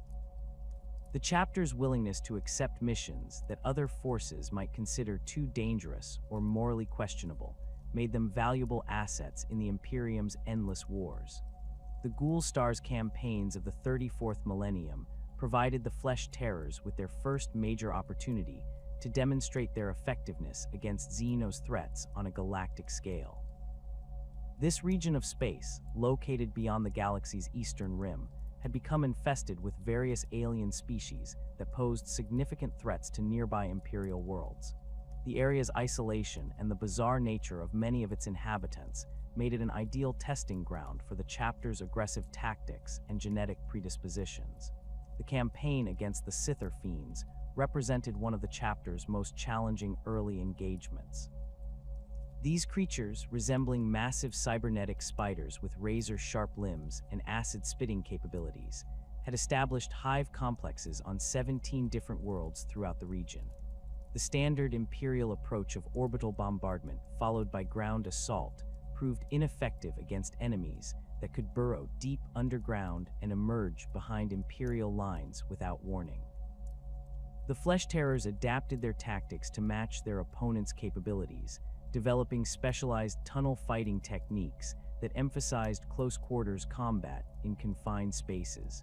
The chapter's assault squads proved particularly effective in the underground battles against the Scyther Fiends. Their jump packs allowed them to navigate the complex three-dimensional tunnel networks that honeycombed the infested worlds, while their preference for chainswords and combat knives gave them advantages in the cramped conditions where ranged weapons were often impractical. The psychological impact of Space Marines emerging from tunnel mouths with their weapons screaming proved devastating to the alien creatures, many of which fled deeper underground rather than face the Flesh Terrors in direct combat. The Purge of Vorlex 7 became legendary within the chapter's chronicles for the sheer scale of carnage achieved by a single company of Flesh Terrors. The world had been overrun by a species of parasitic organisms that converted human hosts into mindless killing machines, creating an army of infected civilians that numbered in the millions. Other Imperial forces had attempted to retake the world through conventional means, but the infected humans' complete lack of fear and their willingness to sacrifice themselves in suicidal attacks had stalled all previous efforts. Captain Karax of the 4th Company led the Flesh Terrors' assault on Vorlex 7 with a force of just 93 Space Marines, facing odds that would have deterred most commanders. The captain's strategy involved the systematic destruction of the planet's population centers, using the chapter's preference for close combat to eliminate infected civilians in brutal melee engagements that satisfied their genetic urges while achieving tactical objectives. The campaign lasted 6 weeks, during which the Flesh Terrors killed an estimated 2 million infected humans without suffering a single casualty. The chapter's operations against orc incursions throughout the Segmentum Solar established their reputation as specialists in combating greenskin threats. The orcs' natural aggression and love of combat made them ideal opponents for the Flesh Terrors, as both sides could engage in the kind of savage warfare that satisfied their respective natures. The chapter's understanding of pack hunting tactics, derived from their Cretacean heritage, proved particularly effective against orc mob formations that relied on overwhelming numbers rather than tactical sophistication. The Bloodfang Crusade against Wascarjo lasted for 3 years and involved the systematic elimination of orc forces across 47 different worlds. The Greenskins had established a massive empire in the Ultima Segmentum, threatening several important imperial trade routes and manufacturing centers. The Flesh Terrors were deployed as part of a larger imperial force that included elements from 6 different Space Marine chapters, 3 Titan legions, and dozens of Imperial Guard regiments. The chapter's role in this campaign focused on rapid strikes against orc leadership, using their speed and savagery to eliminate key targets before the Greenskins could organize effective resistance. The battle for Scarjaw's fortress on the world of Grimskull demonstrated the Flesh Terrors' ability to adapt their tactics to overcome even the most formidable defenses. The Orc Warboss had constructed a massive stronghold from scavenged Imperial vehicles and alien technology, creating a fortress that had resisted siege for over a year. The Flesh Terrors' assault began with a series of diversionary attacks that drew the Orcs' attention to the fortress's main gates, while the chapter's assault companies used their jump packs to infiltrate the stronghold from above. The close quarters fighting within Scarjaw's fortress played directly to the Flesh Terrors' strengths, as the cramped corridors and rooms prevented the orcs from using their numerical advantage effectively. The chapter's warriors moved through the fortress like predators, using their enhanced senses to track enemies through the maze of interconnected chambers. The battle culminated in a direct confrontation between Captain Karax and Warboss Scarjo himself, a duel that lasted for over an hour and ended with the orc leader's decapitation by the captain's power sword. The Third War for Armageddon marked a significant milestone in the Flesh Terrors' history, as it represented their first major deployment alongside multiple other Imperial forces in a campaign of galactic importance.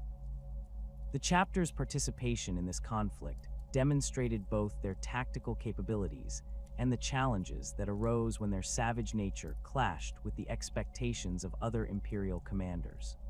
The war's scale and complexity required unprecedented levels of coordination between different military organizations, testing the Flesh Terrors' ability to function as part of a larger strategic framework.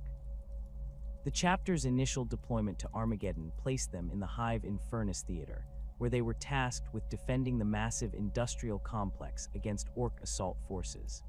The urban environment provided ideal conditions for the Flesh Terrors' preferred combat style, as the maze of factories, refineries, and residential blocks created numerous opportunities for close-quarters engagements. The chapter's warriors adapted quickly to the unique challenges of hive warfare, using their knowledge of pack hunting to navigate the complex 3-dimensional battle space.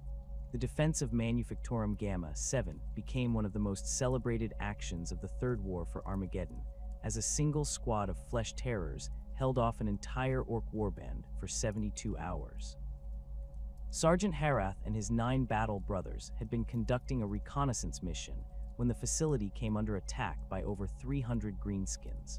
Rather than withdrawing, the sergeant chose to defend the Manufactorum's critical production lines, using the industrial equipment as weapons and fortifications in their desperate battle.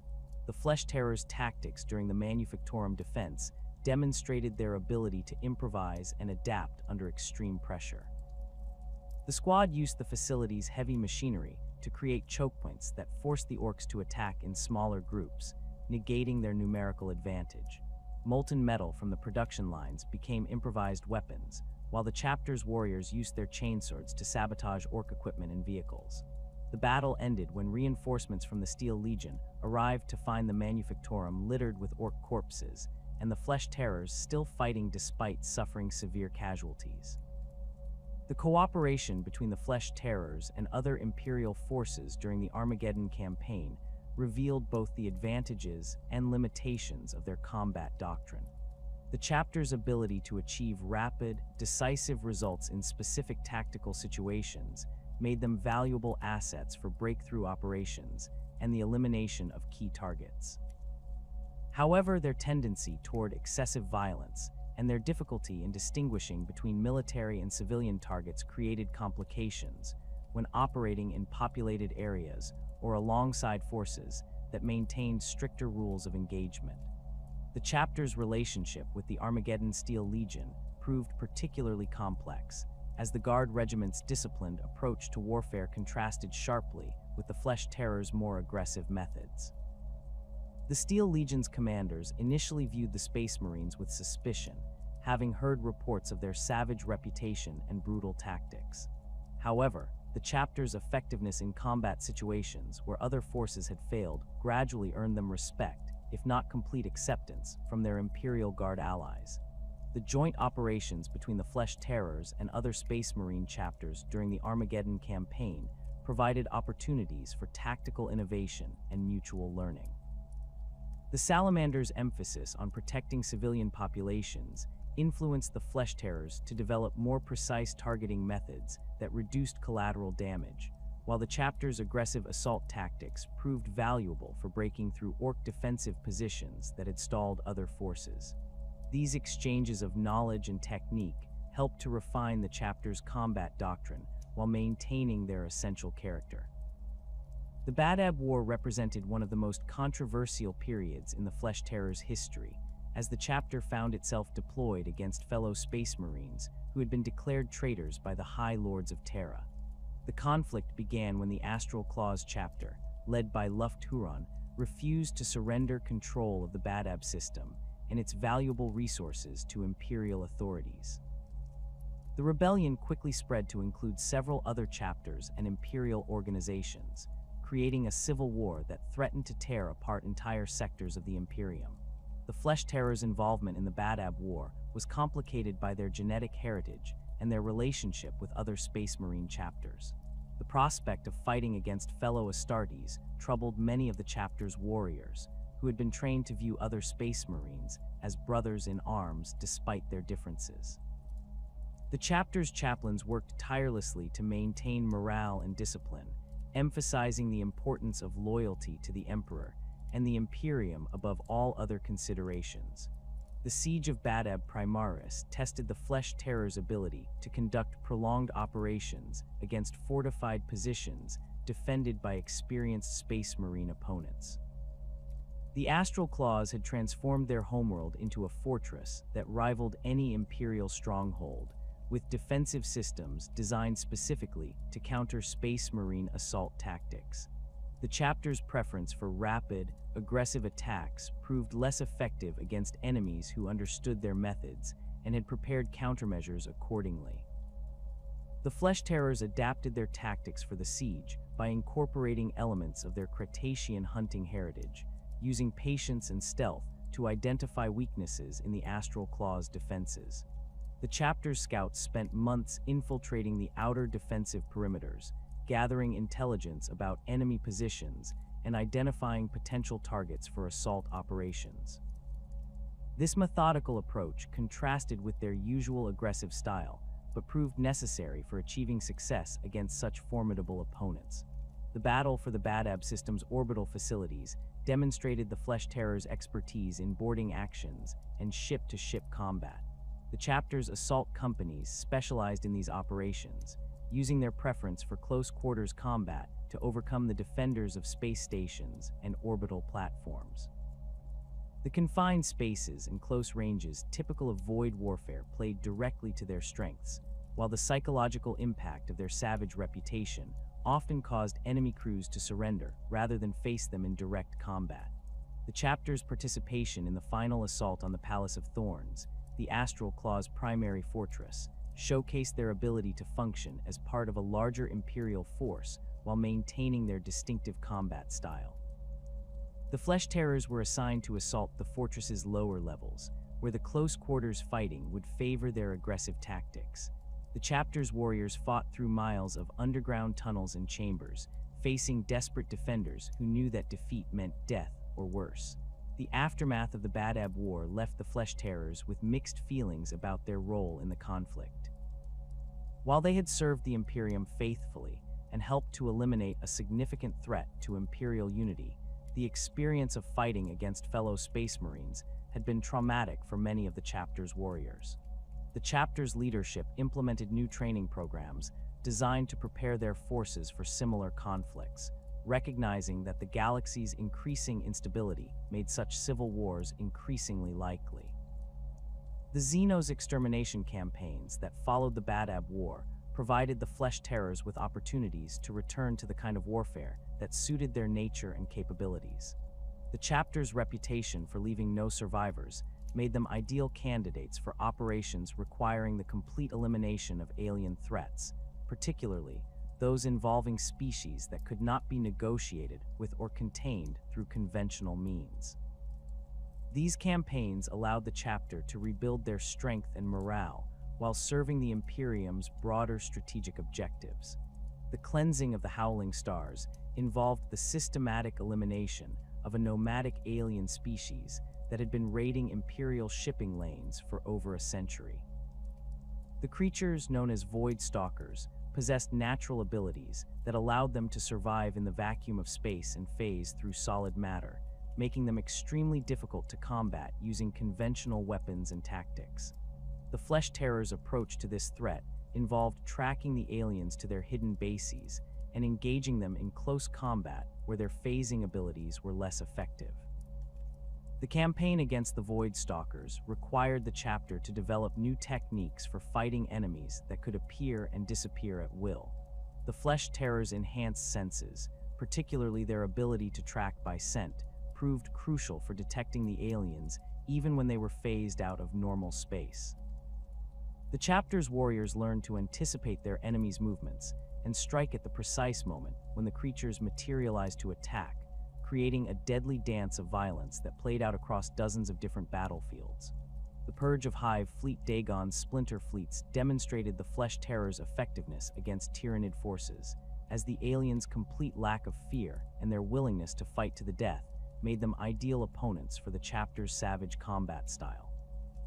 The Tyranids' biological weapons and adaptive capabilities posed unique challenges that required the chapter to constantly evolve their tactics and equipment. The campaign lasted for 5 years and involved battles on over 30 different worlds, each presenting unique environmental and tactical challenges. The chapter's approach to fighting Tyranids emphasized the importance of eliminating synapse creatures that coordinated the alien swarms. The Flesh Terrors' assault squads specialized in deep strike operations designed to penetrate Tyranid formations and eliminate these key targets before they could adapt to Imperial tactics. The chapter's warriors developed specialized techniques for identifying and targeting synapse creatures, using their enhanced senses to distinguish between different types of Tyranid organisms, even in the chaos of battle. The defense of the Cadian Gate during the 13th Black Crusade marked the chapter's participation in one of the most significant conflicts in Imperial history. The Flesh Terrors deployed their entire chapter strength to assist in holding the crucial defensive line that protected the Imperium's heartland from chaos incursion. The chapter's warriors fought alongside forces from across the galaxy, demonstrating their ability to function as part of the largest military coalition in Imperial history while maintaining their distinctive combat effectiveness. The leadership of the Flesh Terrors has been defined by individuals who embodied both the noble aspirations of their Sanguinian heritage and the savage realities of their genetic curse. These figures, ranging from chapter masters who fought to preserve their chapter's future to heroes who fell to the Black Rage in glorious final battles, represent the complex duality that has characterized the chapter throughout its existence. Their stories illuminate the constant struggle between maintaining the discipline necessary for space marine operations and embracing the violent instincts that made them so effective in combat. Gabriel Seth assumed command of the Flesh Terrors during one of the darkest periods in their history, when the chapter's numbers had dwindled to fewer than 400 battle brothers, and their reputation for excessive violence had made them pariahs among other Imperial forces. The genetic degradation that plagued their gene seed had accelerated to the point where new recruits were succumbing to the Red Thirst within years of their transformation, while the Black Rage claimed veterans at an unprecedented rate.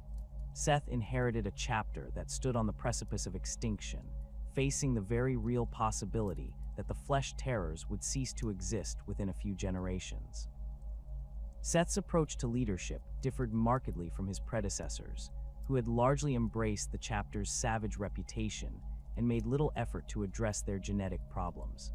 The new chapter master recognized that the Flesh Terror's survival depended on finding ways to channel their violent instincts more effectively while reducing the rate of genetic degradation that threatened their existence. His reforms began with a comprehensive review of the chapter's recruitment and training practices, identifying areas where modifications could improve the survival rate of new initiates without compromising their combat effectiveness. The chapter master's first major initiative involved the establishment of new psychological screening protocols for potential recruits. Rather than simply selecting the most aggressive candidates from Cretacea's tribal populations, Seth ordered his chaplains to identify individuals who demonstrated both violent capability and mental resilience. These new criteria required more extensive testing periods, as the desired traits were often subtle and could only be identified through prolonged observation under stress.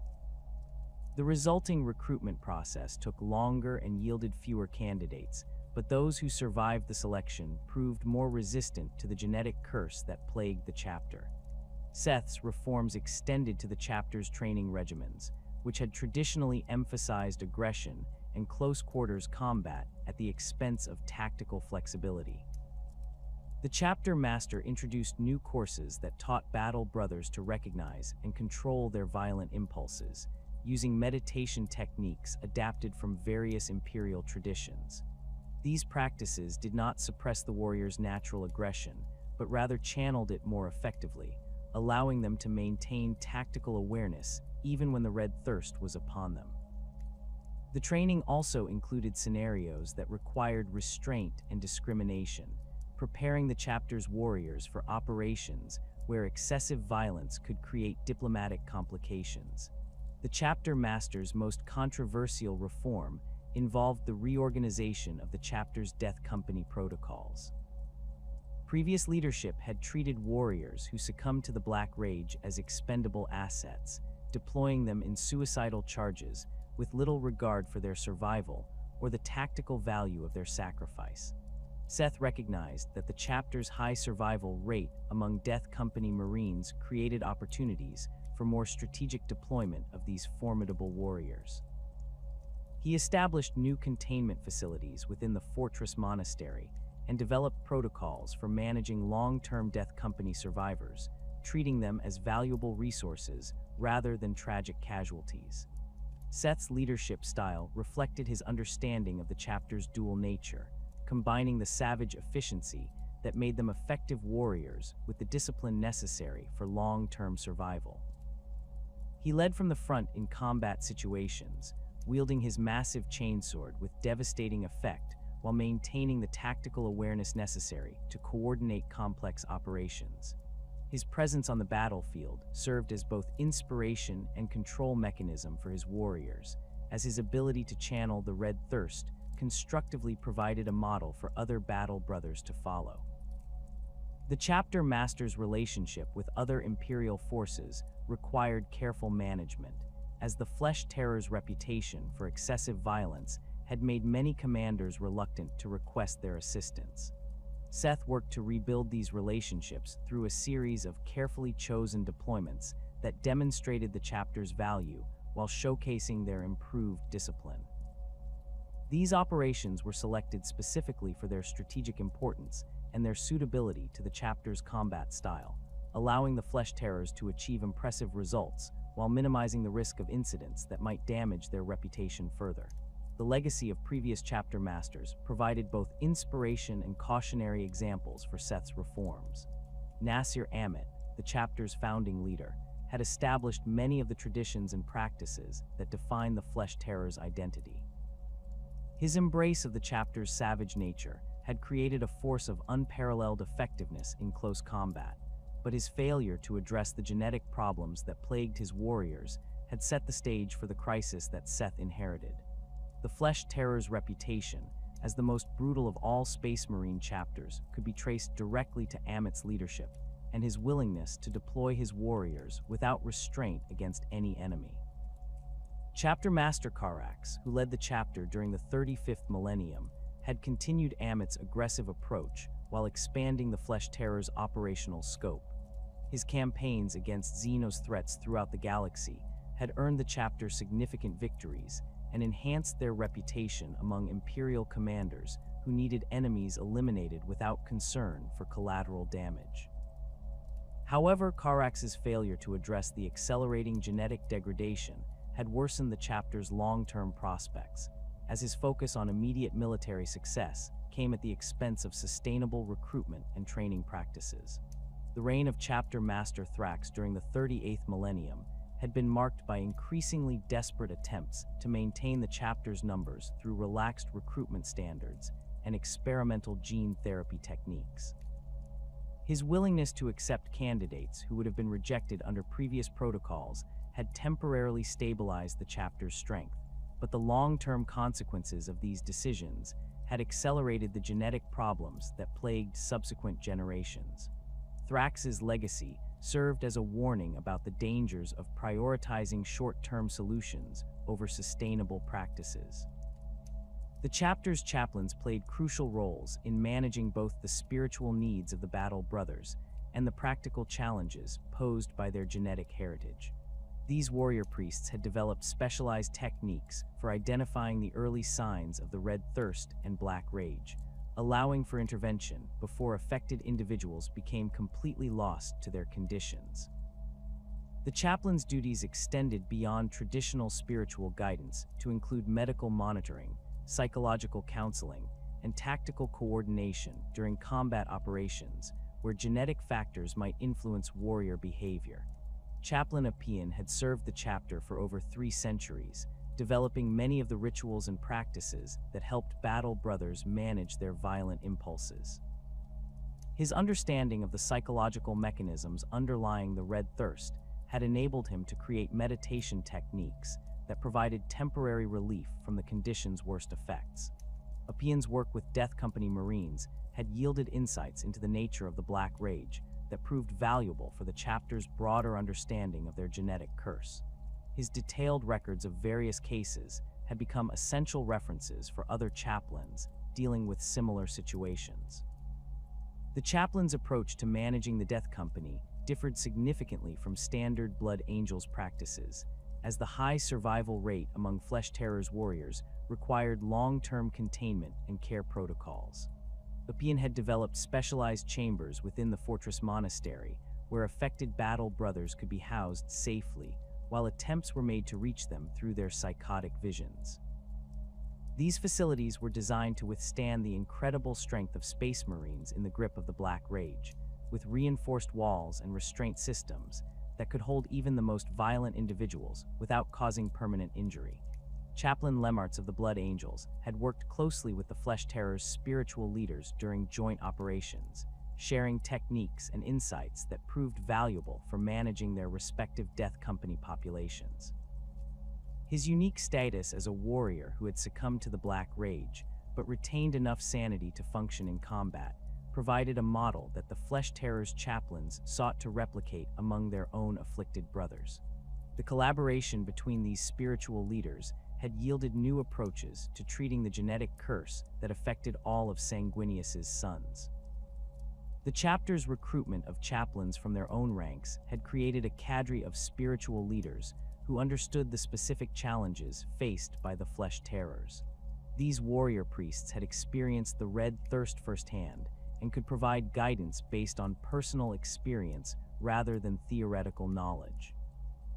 Their ability to relate to the struggles of their battle brothers had made them more effective counselors and spiritual guides, as they could offer practical advice for managing violent impulses while maintaining tactical effectiveness. The heroes who had fallen to the Black Rage represented some of the chapter's most tragic and glorious figures, warriors whose final battles had become legendary within the chapter's chronicles. These individuals had served with distinction for decades or centuries before succumbing to the genetic curse. Their transformation from disciplined space marines into psychotic killing machines, serving as both inspiration and warning for their surviving brothers. Their stories were preserved in the chapter's records, not just as historical accounts, but as tactical studies that could provide insights into the nature of the Black Rage and its effects on combat performance. Sergeant Karax of the 3rd Company had been one of the chapter's most accomplished veterans before his fall to the Black Rage during the cleansing of Vorlex Prime.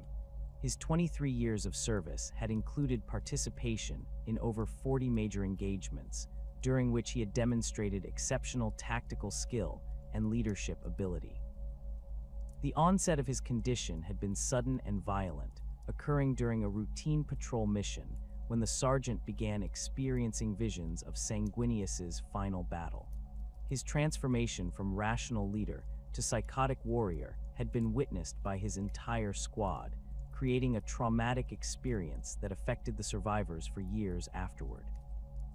The final battle of Sergeant Karax had taken place in the ruins of Vorlex Prime's primary hive city, where he had single-handedly held off an entire Orc warband while his squad evacuated civilian survivors. Armed with only his chainsword and bolt pistol, the sergeant had fought for over 6 hours against overwhelming odds. His Black Rage enhanced strength and speed, allowing him to carve through greenskin formations that should have overwhelmed him. The battle had ended when the sergeant finally succumbed to his injuries, but not before eliminating over 200 Orc warriors and buying precious time for the evacuation to succeed. Captain Harath of the 7th Company had led his warriors for over a century before falling to the Black Rage during the defense of Cadia. His condition had manifested gradually over several months, beginning with minor episodes of confusion and aggression that had been attributed to combat stress. The captain's transformation had been particularly tragic because of his previous efforts to help other battle brothers manage their own struggles with the genetic curse. His understanding of the condition had made him acutely aware of what was happening to him, creating a psychological torment that had accelerated his decline. The captain's final deployment had been against a Chaos Space Marine warband that had infiltrated Cadia's defensive perimeter. Harath had led his company in a desperate assault against the traitors, his Black Rage enhanced aggression proving devastatingly effective against enemies who had expected to face rational opponents. The captain had personally slain the warband's leader in single combat, using his bare hands to tear apart the Chaos Marine's power armor and crush his skull. The victory had come at a terrible cost, as Harath had been mortally wounded in the battle and had died believing himself to be Sanguinius facing Horus aboard the Vengeful Spirit. Brother Sergeant Malak had been known throughout the chapter for his exceptional skill with close combat weapons, particularly his mastery of the chainsword techniques that had become the Flesh Terror's signature. His fall to the Black Rage had occurred during a boarding action against an Eldar pirate vessel, where the confined spaces and close quarters fighting had triggered visions of the final battle aboard the Vengeful Spirit. The sergeant's transformation had been witnessed by his entire assault squad, who had watched in horror as their leader began attacking anything that moved, including his own battle brothers. The sergeant's final moments had been spent in single combat against an Eldar autarch who had challenged him to personal duel. Malak's Black Rage enhanced reflexes had allowed him to match the alien's supernatural speed and agility, creating a battle that had lasted for over an hour as the two warriors fought through the ship's corridors and chambers. The duel had ended when both combatants had inflicted mortal wounds upon each other, dying within moments of each other, in a display of martial prowess that had impressed even the surviving Eldar warriors. The chapter's efforts to preserve the memory and honor of these fallen heroes had led to the establishment of the Hall of the Lost within their fortress monastery. This chamber contained detailed records of every battle brother who had succumbed to the Black Rage, including tactical analyses of their final battles and personal accounts from surviving witnesses. The hall served both as a memorial to the fallen and as a research facility where the chapter's leadership could study the patterns and progression of the genetic curse that claimed so many of their warriors. The preservation of these records had proved valuable for understanding the factors that might trigger the onset of the Black Rage, as well as the tactical implications of deploying affected warriors in combat situations. The chapter's apothecaries had identified several environmental and psychological factors that seemed to increase the likelihood of a warrior succumbing to the condition, including exposure to certain types of psychic energy and prolonged periods of intense combat stress. This knowledge had enabled the development of screening protocols that could identify at-risk individuals before their condition became irreversible. The chapter's approach to honoring their fallen heroes reflected their understanding of the dual nature of the Black Rage, which transformed disciplined warriors into devastating killing machines while robbing them of their sanity and humanity. The ceremonies that commemorated these individuals emphasized both their service to the chapter and the Emperor, as well as the tragic nature of their final transformation. These rituals served to maintain morale among the surviving battle brothers while providing frameworks for understanding and accepting the genetic curse that threatened them all. The ongoing challenge of leadership within the Flesh Terrors required individuals who could balance the competing demands of maintaining combat effectiveness while managing the chapter's genetic problems. The successful leaders had been those who understood that the chapter's savage reputation was both an asset and a liability, requiring careful management to ensure that their warriors' violent instincts served the Imperium's interests rather than becoming uncontrolled destruction. The development of new leadership techniques and training programs had become essential for preparing future generations of officers to handle these complex challenges. The chapter's relationship with their genetic heritage continued to evolve under Seth's leadership, as new discoveries about the nature of the Red Thirst and Black Rage provided opportunities for more effective management techniques. The ongoing research into genetic stabilization had yielded promising results, suggesting that the chapter's long-term survival might be possible if the right combination of treatments and protocols could be developed. The leadership's commitment to this research had required significant resources and political capital, but the potential benefits justified the investment in terms of the chapter's future viability. The spiritual life of the Flesh Terrors had evolved far beyond the standard practices prescribed by the Codex Astartes, shaped by their genetic curse and the brutal traditions of their Cretacean homeworld. The chapter's rituals served multiple functions, providing psychological frameworks for managing the Red Thirst, honoring their fallen brothers, and maintaining the delicate balance between savage effectiveness and disciplined service to the Emperor. These ceremonies had developed organically over millennia, incorporating elements from Blood Angels' traditions, Cretacean tribal customs, and the unique requirements imposed by their genetic heritage. The Feast of Malediction stood as the chapter's most significant religious observance, held annually on the anniversary of Sanguinius's death aboard the Vengeful Spirit. Unlike the solemn commemorations practiced by other Blood Angel successors, the Flesh Terrors version of this ceremony embraced the darker aspects of their inheritance. The ritual began at sunset in the fortress monastery's Great Hall, where the chapter's battle brothers gathered around massive tables carved from the bones of Cretacea's apex predators. The hall's walls were decorated with the preserved heads of enemies slain in glorious combat, their empty eye sockets seeming to watch over the proceedings with silent approval. The ceremony commenced with the ritualistic consumption of blood drawn from the chapter's most honored veterans, each warrior drinking from chalices fashioned from the skulls of fallen heroes. The blood was mixed with fermented juices from Cretacean blood fruits, creating a potent mixture that heightened the drinker's senses while providing temporary relief from the gnawing hunger of the red thirst. As the warriors consumed this sacred mixture, the chapter's chaplains recited the names of all battle brothers who had fallen to the Black Rage during the previous year, their voices echoing through the hall in a haunting litany of loss and sacrifice. The Feast of Malediction progressed through several distinct phases, each designed to channel the participants' growing aggression in constructive directions. Following the initial blood consumption, the assembled warriors engaged in ritual combat using blunted weapons, their movements growing more frenzied as the ceremony's effects took hold. These mock battles served as both entertainment and training, allowing battle brothers to practice their combat techniques while providing an outlet for the violent impulses that threatened to overwhelm them. The chaplains monitored these contests carefully, intervening when necessary to prevent serious injury while allowing the warriors to satisfy their genetic urges.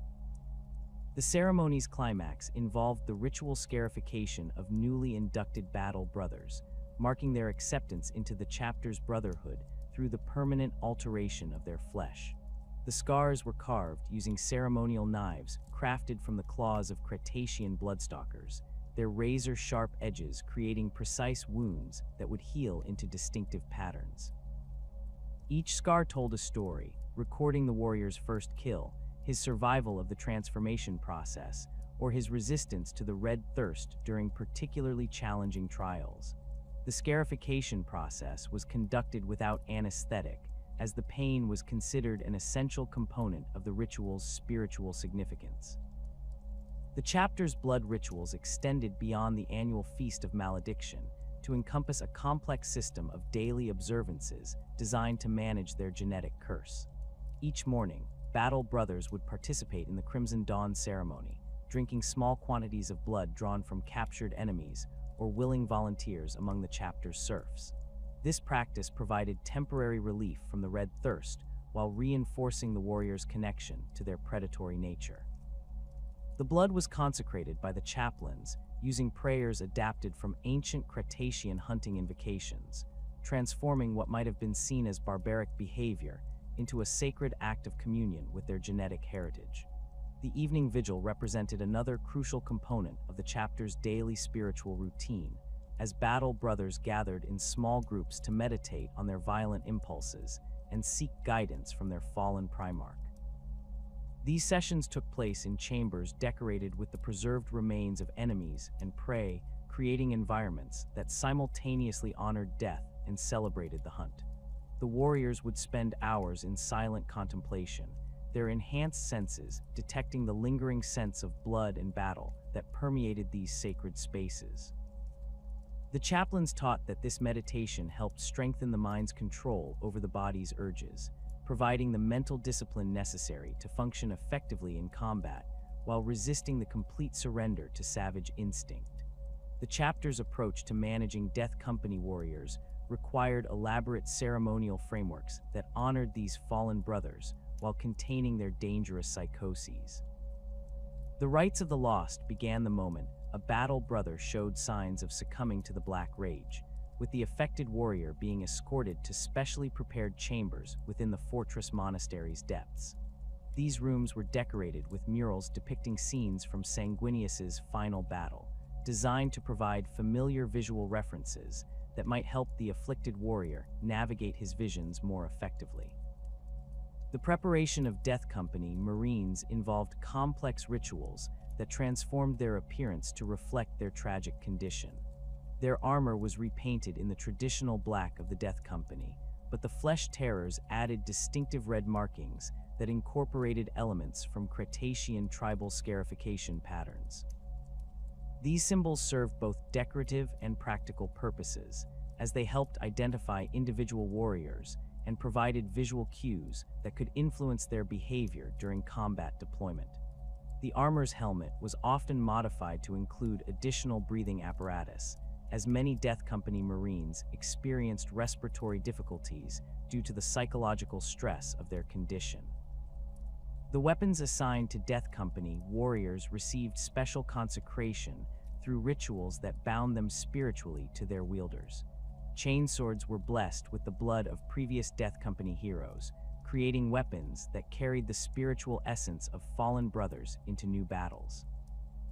The chapter's tech marines worked closely with the chaplains to ensure that these weapons would function reliably, even under the extreme stress of combat with psychotic warriors, incorporating redundant systems and simplified controls that could be operated by individuals whose rational faculties had been compromised by their visions.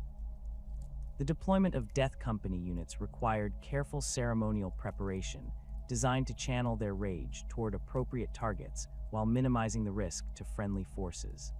The chaplains would conduct pre-battle rituals that used visual and auditory cues to associate enemy forces with the traitors who had slain Sanguinius, helping to focus the afflicted warrior's aggression on legitimate targets. These ceremonies included the display of enemy banners and the playing of recordings that mimicked the sounds of battle aboard the vengeful spirit, creating psychological triggers that would guide the Death Company's actions during combat. The chapter's recruitment rituals had evolved to address the specific challenges posed by their genetic heritage, incorporating extensive psychological evaluation alongside traditional tests of physical prowess. Potential recruits from Cretacia's tribal populations underwent months of observation and testing designed to identify the mental characteristics that might help them resist the red thirst and black rage. These trials included exposure to controlled stressors that mimicked the effects of the genetic curse, allowing the chapter's chaplains and apothecaries to evaluate each candidate's resilience and adaptability. The transformation process for successful recruits involved ceremonies that blended Imperial Space Marine traditions with elements adapted from Cretacean tribal coming-of-age rituals. The implantation of gene seed was preceded by purification rites that included ritual scarification and the consumption of blood drawn from the chapter's most honored veterans. These practices were designed to prepare the candidate's body and mind for the changes that would follow, while also establishing their connection to the chapter's spiritual heritage. The ceremonies took place in chambers decorated with the preserved remains of Cretacean predators, creating environments that reinforced the chapter's connection to their homeworld's hunting culture. The chapter's interpretation of the Codex Astartes reflected their unique circumstances and genetic heritage, incorporating modifications that acknowledged the realities of their condition while maintaining the essential framework of Space Marine organization. The standard tactical doctrines were adapted to account for the psychological factors that influenced their warriors' behavior, with special provisions for managing troops who might be affected by the red thirst during combat operations. These modifications included altered command structures that provided additional oversight for potentially affected units, as well as specialized communication protocols that could be used to maintain control over warriors whose rational faculties might be compromised. The chapter's approach to combat deployment incorporated ritualistic elements designed to prepare warriors psychologically for the challenges they would face. Pre-battle ceremonies included the application of war paint using pigments mixed with the blood of previous victories, creating distinctive markings that served both spiritual and practical purposes.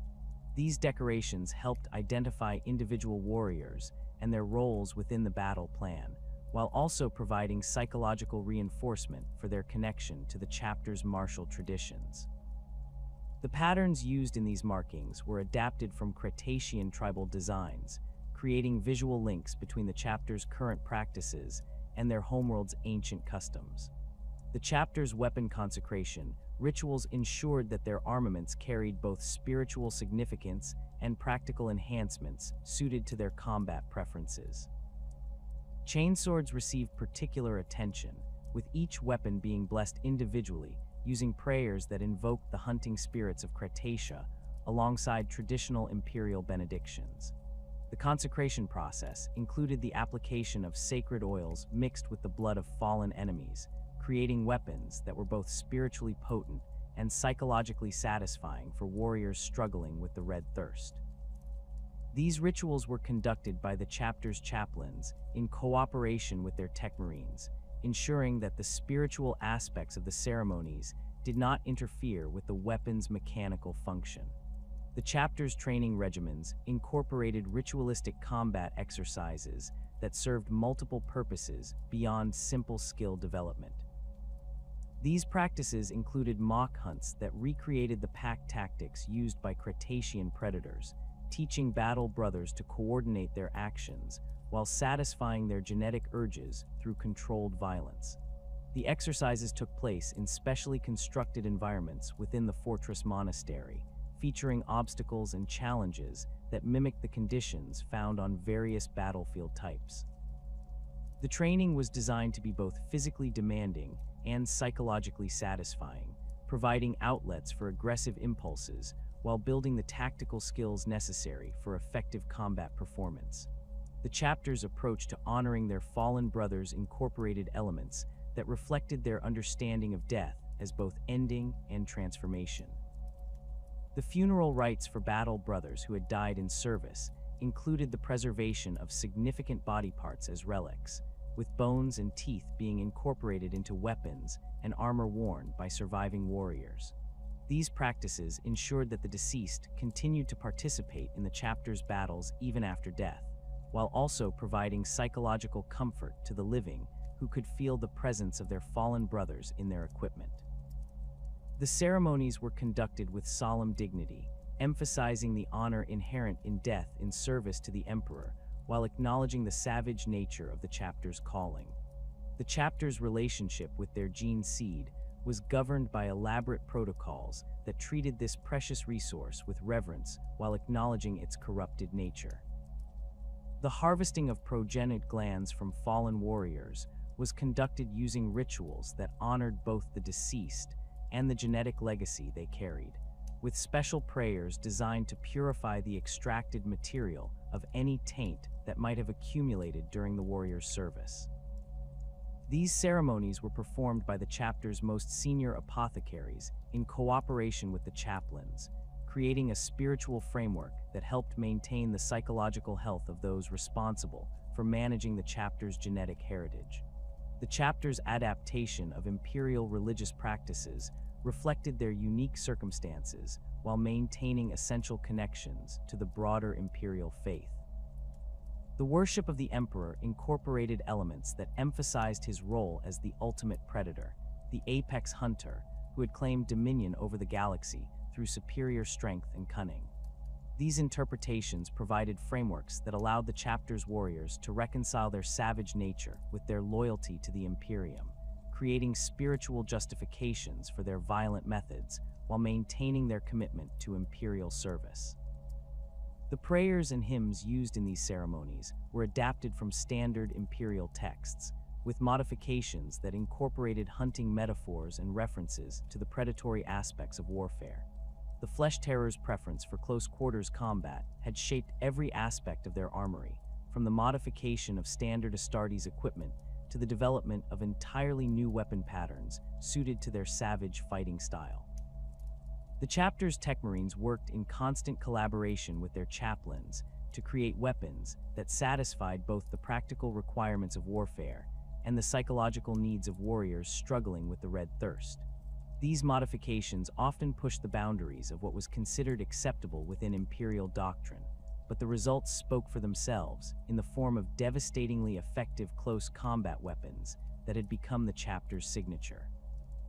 The chainswords employed by the Flesh Terrors bore little resemblance to the standard patterns used by other Space Marine chapters. The chapter's tech marines had extensively modified the basic design, increasing the weapon's weight and size to deliver more devastating cuts while extending the chain length to create a wider arc of destruction. The teeth were crafted from specially treated adamantium alloys that maintained their edge even after prolonged use, while the power systems were enhanced to provide the sustained operation necessary for extended melee engagements. Most distinctively, many weapons incorporated collection channels that directed enemy blood into small reservoirs built into the weapon's grip, allowing warriors to satisfy their genetic urges without interrupting their combat rhythm. The The chapter's combat knives represented another area where standard imperial designs had been extensively modified to suit their specific needs. These weapons were often forged using materials harvested from Cretacea's predatory fauna, incorporating bone and tooth fragments that had been processed through advanced metallurgical techniques. The resulting blades possessed unique properties that made them particularly effective against certain types of armor and flesh, while their organic origins provided psychological satisfaction for warriors whose genetic heritage demanded connection to the hunt. The knives were typically carried in matched pairs, with each warrior developing personalized fighting techniques that maximized their effectiveness in close combat. The chapter's approach to bolter modifications reflected their understanding that ranged combat was often merely a prelude to the close quarters fighting they preferred. Standard bolter patterns were equipped with extended magazines and reinforced stocks that could serve as improvised clubs when ammunition ran low. The weapon's bayonet lugs were enlarged to accommodate oversized blades that could function as effective close combat weapons in their own right. Many bolters also featured specialized ammunition types designed to wound rather than kill outright, creating bleeding enemies that would satisfy the red thirst while maintaining tactical effectiveness. The chapter's heavy weapons reflected their tactical doctrine's emphasis on creating opportunities for close combat rather than engaging in prolonged firefights. Assault cannons received priority allocation due to their devastating close-range effectiveness and the psychological impact of their distinctive sound. The weapons were modified with enhanced cooling systems that allowed for sustained fire during extended engagements, while their ammunition hoppers were enlarged to provide greater capacity for the rapid-fire combat that characterized Flesh Terror's operations. The chapter maintained significantly more assault cannons than most other Space Marine forces, often deploying them in concentrated batteries that could shred enemy formations and create openings for assault troops. Flamers held particular significance within the chapter's armory, as these weapons provided both the close-range destruction they preferred and the psychological satisfaction of watching enemies burn. The standard Imperial patterns were modified with extended fuel tanks and improved nozzle designs that increased both range and fuel efficiency. The chapter's tech marines had developed specialized fuel mixtures that burned at higher temperatures and adhered more effectively to targets, creating weapons that could maintain continuous fire for extended periods while inflicting maximum damage on enemy forces. The psychological impact of these weapons proved almost as valuable as their physical effects, as few enemies could maintain their composure when faced with the prospect of being burned alive. The chapter's power weapons represented some of their most prized possessions, with many examples dating back to the Great Crusade and bearing the accumulated battle honors of countless campaigns. These ancient weapons had been modified over the millennia to suit the chapter's evolving combat doctrine, with power fields adjusted to maximize cutting effectiveness rather than the clean kills favored by other chapters. The weapons were often decorated with trophies taken from defeated enemies, including teeth, claws, and other organic materials that served both as battle honors and psychological reinforcement for their wielder's connection to the hunt. The most revered weapons in the chapter's arsenal were the ancient chainswords that had been wielded by their founding members during the Second Founding. These relics bore the battle scars of 10,000 years of warfare, their adamantium teeth worn smooth by constant use, but still capable of devastating effectiveness in the hands of skilled warriors. The weapons were maintained by the chapter's most senior tech marines using techniques that bordered on the ritualistic, with each component carefully preserved and replaced as necessary to ensure continued function. The chainswords were passed down through generations of warriors, creating lineages of weapon wielders that stretched back to the chapter's earliest days. The Flesh Terror's approach to armor modification reflected their understanding that protection was secondary to mobility and the psychological impact of their appearance. Standard Mark VII power armor was extensively modified with additional close combat attachments, including reinforced gauntlets equipped with retractable claws and shoulder-mounted blade arrays that could be deployed during melee engagements. The armor's paint schemes incorporated blood-red markings that served both identification and psychological purposes, while trophy racks allowed warriors to display the remains of defeated enemies as both battle honors and intimidation tools. The chapter's Terminator armor represented their most heavily modified equipment, with each suit extensively customized for close-quarters combat effectiveness. The standard Storm Bolter and Power Fist combination was often replaced with twin lightning claws or specialized assault weapons that maximized the wearer's ability to engage multiple enemies simultaneously. The armor's targeting systems were calibrated for close-range combat, with enhanced motion sensors and threat identification protocols that helped warriors track enemies in the confused melee of hand-to-hand fighting. The psychological impact of Terminator armored flesh terrors was considerable, as their imposing presence and savage reputation often caused enemies to flee rather than face them in direct combat. The chapter's vehicle modifications reflected their tactical doctrine's emphasis on rapid deployment and shock assault operations. Rhino transports were equipped with additional armor plating and ramming spikes that allowed them to function as improvised assault vehicles, while their passenger compartments were modified to accommodate the specialized equipment required for close combat operations. The vehicle's engines were enhanced to provide greater speed and acceleration, allowing them to deliver assault troops to their targets with maximum impact. Many Rhinos also featured external weapon mounts that could be operated by passengers, providing fire support during the critical moments before troops disembarked for close combat. Land Raiders represented the chapter's most prized armored assets, with each vehicle extensively modified to serve as both transport and assault platform.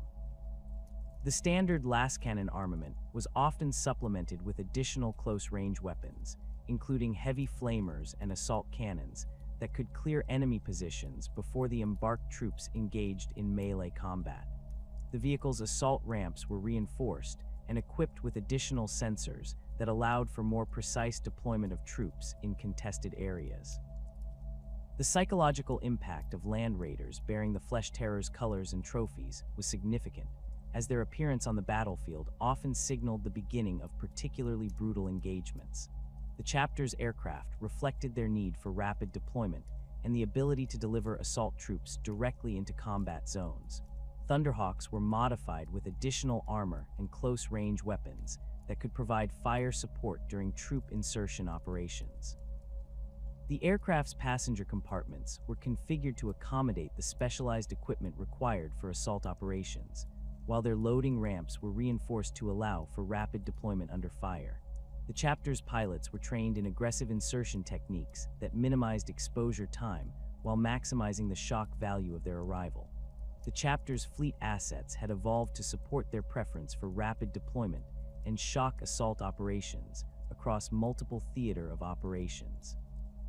The strike cruisers that formed the backbone of their naval forces were extensively modified with enhanced engines and reinforced boarding equipment that allowed them to engage enemy vessels in close-quarters combat.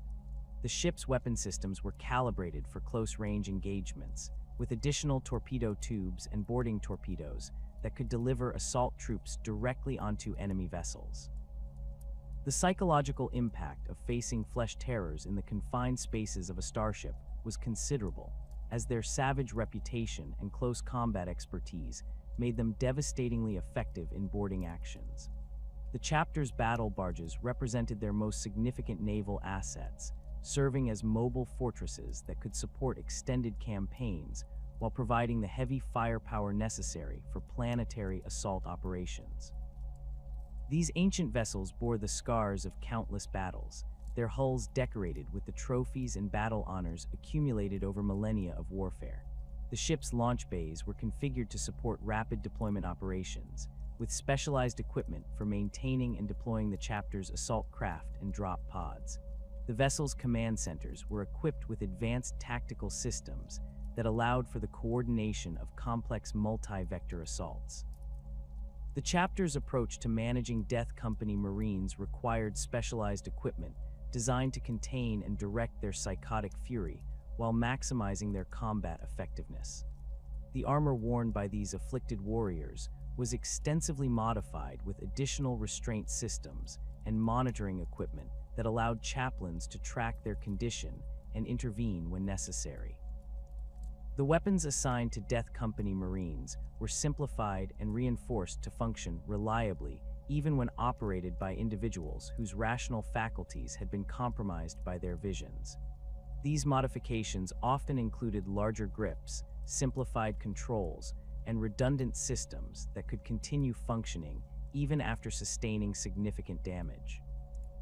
The containment facilities within the chapter's fortress monastery represented some of their most specialized equipment, designed to house Death Company Marines who had survived their supposedly final battles.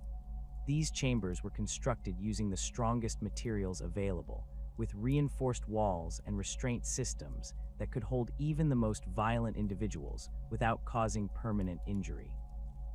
The facilities were equipped with monitoring systems that allowed the chapter's chaplains and apothecaries to observe the afflicted warriors and attempt various treatment protocols.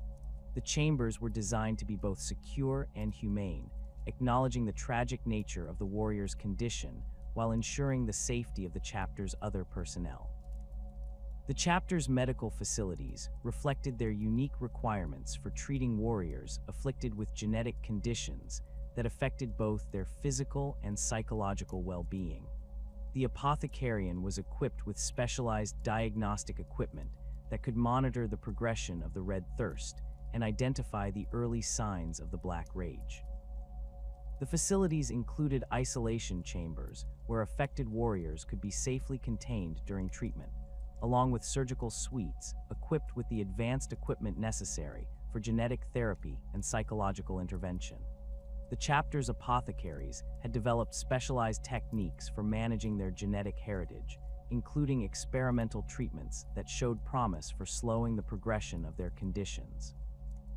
The chapter's approach to weapon consecration and maintenance reflected their understanding that their equipment served both practical and spiritual purposes. The fortress monastery's armory included specialized chambers where weapons could be blessed using rituals that incorporated elements from both imperial tradition and Cretacean tribal customs. These ceremonies were conducted by the chapter's chaplains in cooperation with their tech marines, ensuring that the spiritual aspects of the process did not interfere with the weapon's mechanical function.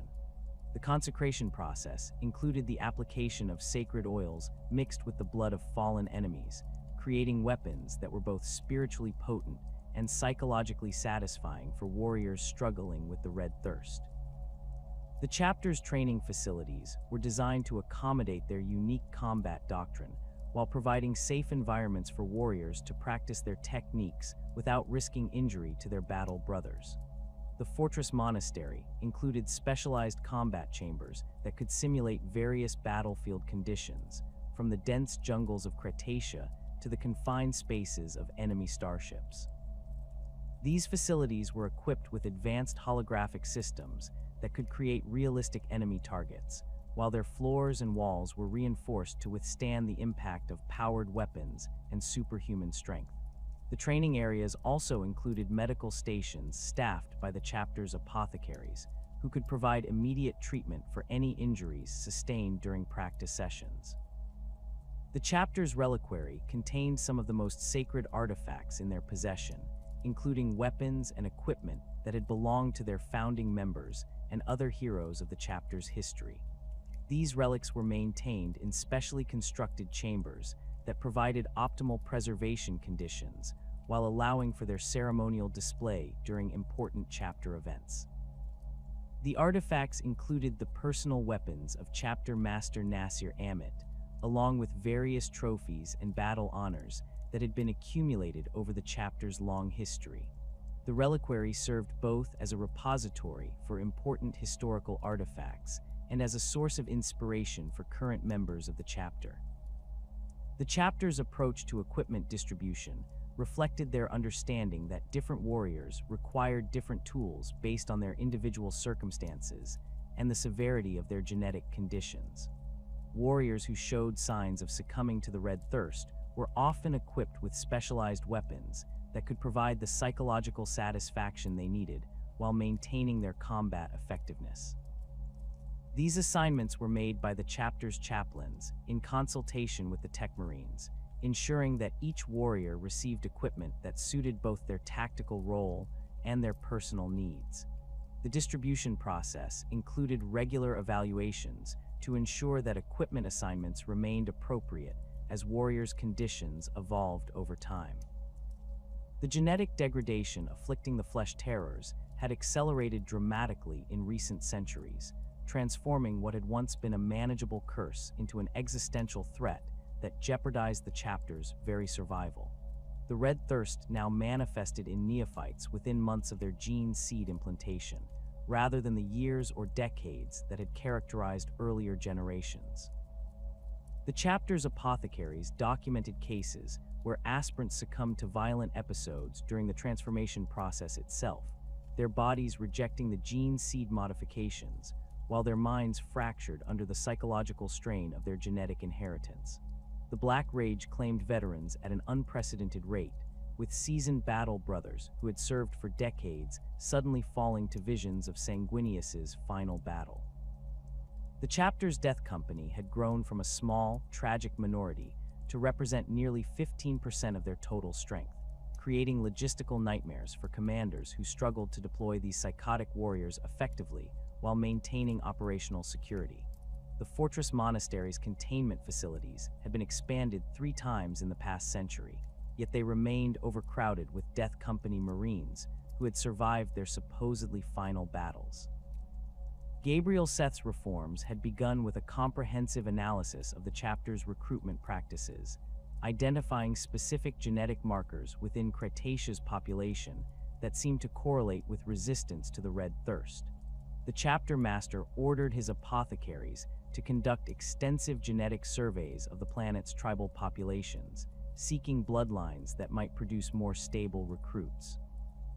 These investigations revealed disturbing patterns of genetic drift within the human population, suggesting that centuries of exposure to the chapter's corrupted gene seed had created subtle mutations that were now manifesting in the general population.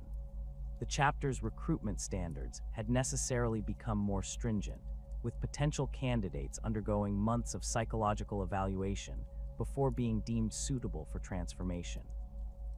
The selection process now included exposure to controlled doses of synthetic compounds that mimicked the effects of the Red Thirst, allowing the chapter's specialists to identify individuals who possessed the mental fortitude necessary to resist their genetic heritage.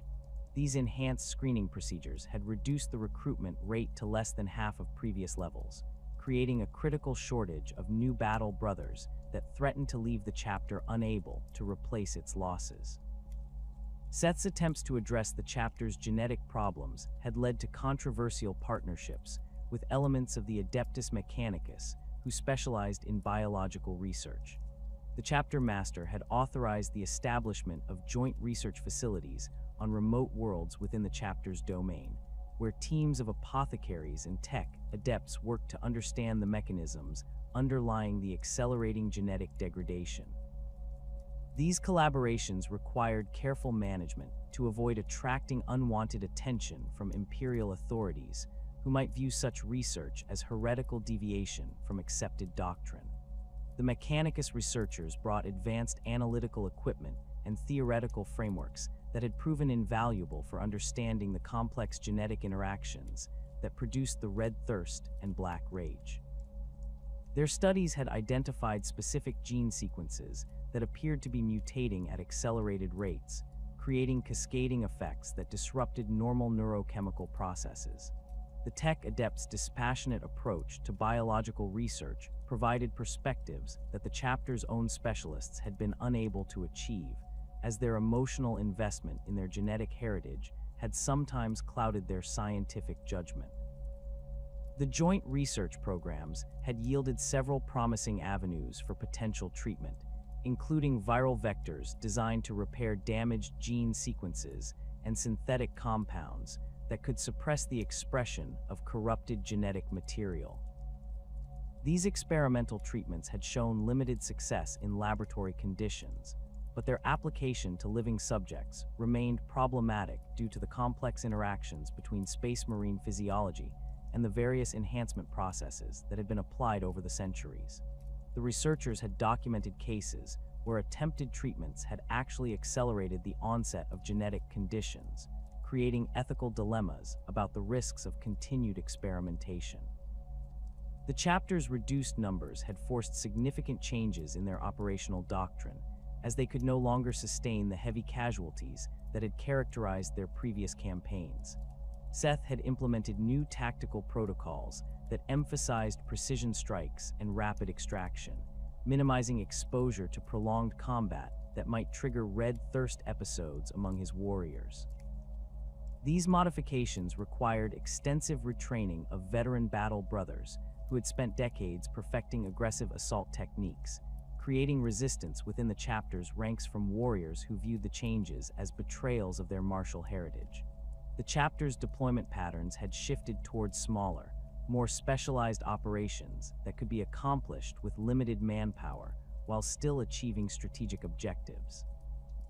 Rather than committing entire companies to major campaigns, the Flesh Terrors now operated in reinforced squad formations that could be rapidly deployed to crisis points throughout their operational area. These smaller units required enhanced coordination and communication systems, as individual squad leaders now bore responsibilities that had previously been reserved for company commanders. The psychological impact of the chapter's declining numbers had created morale problems that threatened to undermine Seth's reform efforts. Battle brothers who had once taken pride in their chapter's reputation for overwhelming force now found themselves fighting defensive actions and conducting strategic withdrawals that felt like defeats. The chapter's chaplains worked tirelessly to maintain unit cohesion and fighting spirit, emphasizing the honor inherent in their struggle against impossible odds while seeking to preserve their genetic heritage for future generations. The chapter's relationship with other imperial forces had grown increasingly strained as their reputation for reliability declined. Imperial commanders who had once eagerly requested Flesh Terror's support now hesitated to deploy them in sensitive operations, fearing that their genetic instability might create diplomatic complications or tactical disasters. The chapter found itself relegated to increasingly marginal roles, conducting operations that other forces were unwilling or unable to undertake, but which offered little opportunity for the decisive victories that had once defined their identity. Seth's efforts to rehabilitate the chapter's reputation had met with mixed success, as each operational deployment carried the risk of incidents that could further damage their standing within the imperial hierarchy. The chapter master had implemented strict behavioral protocols and enhanced oversight procedures, assigning chaplains to monitor individual squads during combat operations and intervene when necessary to prevent excessive violence. These measures had reduced the frequency of disciplinary incidents, but had also created tension within the chapter's ranks, as warriors felt their judgment and honor were being questioned by their own leadership. The chapter's medical facilities had been extensively expanded and upgraded to accommodate their growing population of genetically afflicted warriors. The fortress monastery now contained entire wings dedicated to housing and treating battle brothers who suffered from various manifestations of their genetic curse, from mild red thirst symptoms to complete black rage psychosis. The chapter's apothecaries had developed specialized treatment protocols for each condition, though their success rates remained disappointingly low despite decades of research and experimentation. The management of Death Company Marines had become one of the chapter's most pressing challenges, as their numbers continued to grow while their tactical utility remained limited. Seth had authorized the construction of additional containment facilities and the development of new deployment strategies that could utilize these psychotic warriors more effectively. The chapter's chaplains had experimented with various psychological conditioning techniques, seeking ways to direct the afflicted warrior's aggression towards specific targets while minimizing the risk to friendly forces. The chapter's gene seed stocks had become critically depleted, with many samples showing signs of corruption that rendered them unsuitable for creating new space marines. The apothecaries had implemented strict quality control measures, subjecting each batch of gene seed to extensive testing before authorizing its use in recruitment operations. These procedures had identified numerous cases of genetic degradation that would have previously gone undetected, but they had also reduced the available supply of viable genetic material to dangerously low levels. The search for alternative sources of gene seed had led to controversial negotiations with other Blood Angels' successor chapters, as the Flesh Terrors sought to acquire samples that might be less corrupted than their own stocks. These discussions had proven difficult due to the other chapters' reluctance to share their precious genetic heritage with a chapter whose reputation for instability made them poor candidates for such cooperation. The political implications of these negotiations had required careful management to avoid creating diplomatic incidents that might further isolate the chapter from their cousins. The chapter's technological capabilities had been enhanced through their partnership with the Adeptus Mechanicus, as the tech adepts had provided access to advanced diagnostic equipment and manufacturing capabilities that exceeded the chapter's previous resources. These improvements had enabled more sophisticated analysis of their genetic problems, while also supporting the development of specialized equipment designed to manage their unique operational requirements. The collaboration had required significant concessions from the chapter, including the sharing of sensitive genetic data and the acceptance of Mechanicus oversight of certain research programs. The political challenges facing the chapter had grown more complex as their reputation for reliability declined, and their genetic problems became more widely known within imperial circles. Seth had been forced to devote increasing amounts of time to diplomatic efforts, seeking to maintain the chapter's standing within the imperial hierarchy while addressing concerns about their operational effectiveness. These political pressures had created additional stress for a chapter already struggling with existential threats to their survival. The chapter's future prospects remained uncertain despite the various reform efforts and research programs that had been implemented under Seth's leadership. The accelerating rate of genetic degradation suggested that the chapter might have only a few centuries remaining before their gene seed became completely unusable, effectively ending their existence as a space marine chapter. The research partnerships with the Mechanicus offered hope for potential solutions, but the complexity of the genetic problems involved meant that any breakthrough would likely require decades of additional work. The recruitment challenges facing the chapter had forced them to consider previously unthinkable options, including the possibility of relocating to a different homeworld with a population that might be more genetically compatible with their needs. Such a move would require abandoning centuries of tradition and cultural development on Cretacia, creating psychological trauma that might prove as damaging as their genetic problems. The chapter's leadership continued to explore this option, while hoping that alternative solutions might be found. The chapter's combat effectiveness had been maintained through careful resource management and tactical adaptation, but the underlying problems continued to worsen despite all efforts to address them. The constant struggle against their genetic heritage had created a siege mentality within the chapter, as battle brothers focused on immediate survival rather than long-term strategic planning. This psychological state had both advantages and disadvantages, providing motivation for desperate courage, while potentially limiting the chapter's ability to adapt to changing circumstances. The ongoing research efforts had revealed additional complications within the chapter's genetic heritage, including previously unknown interactions between different aspects of their gene seed that created cascading effects throughout their physiological systems. These discoveries had opened new avenues for potential treatment, while also demonstrating the complexity of the problems they faced. The chapter's specialists had begun to understand that their genetic curse was not a single condition, but rather a constellation of related disorders that required comprehensive treatment approaches. The chapter's relationship with their parent legion had evolved as the Blood Angels, and their other successors grappled with their own genetic challenges, while observing the flesh terror's more severe manifestations.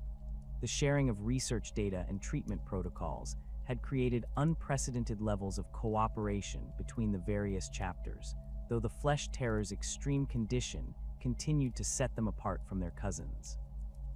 The knowledge gained from studying their genetic degradation had proven valuable for understanding the broader implications of the curse that affected all of Sanguinius's sons. The flesh terror's reputation throughout the Imperium had become a double-edged sword that simultaneously opened doors to certain types of operations while closing others entirely.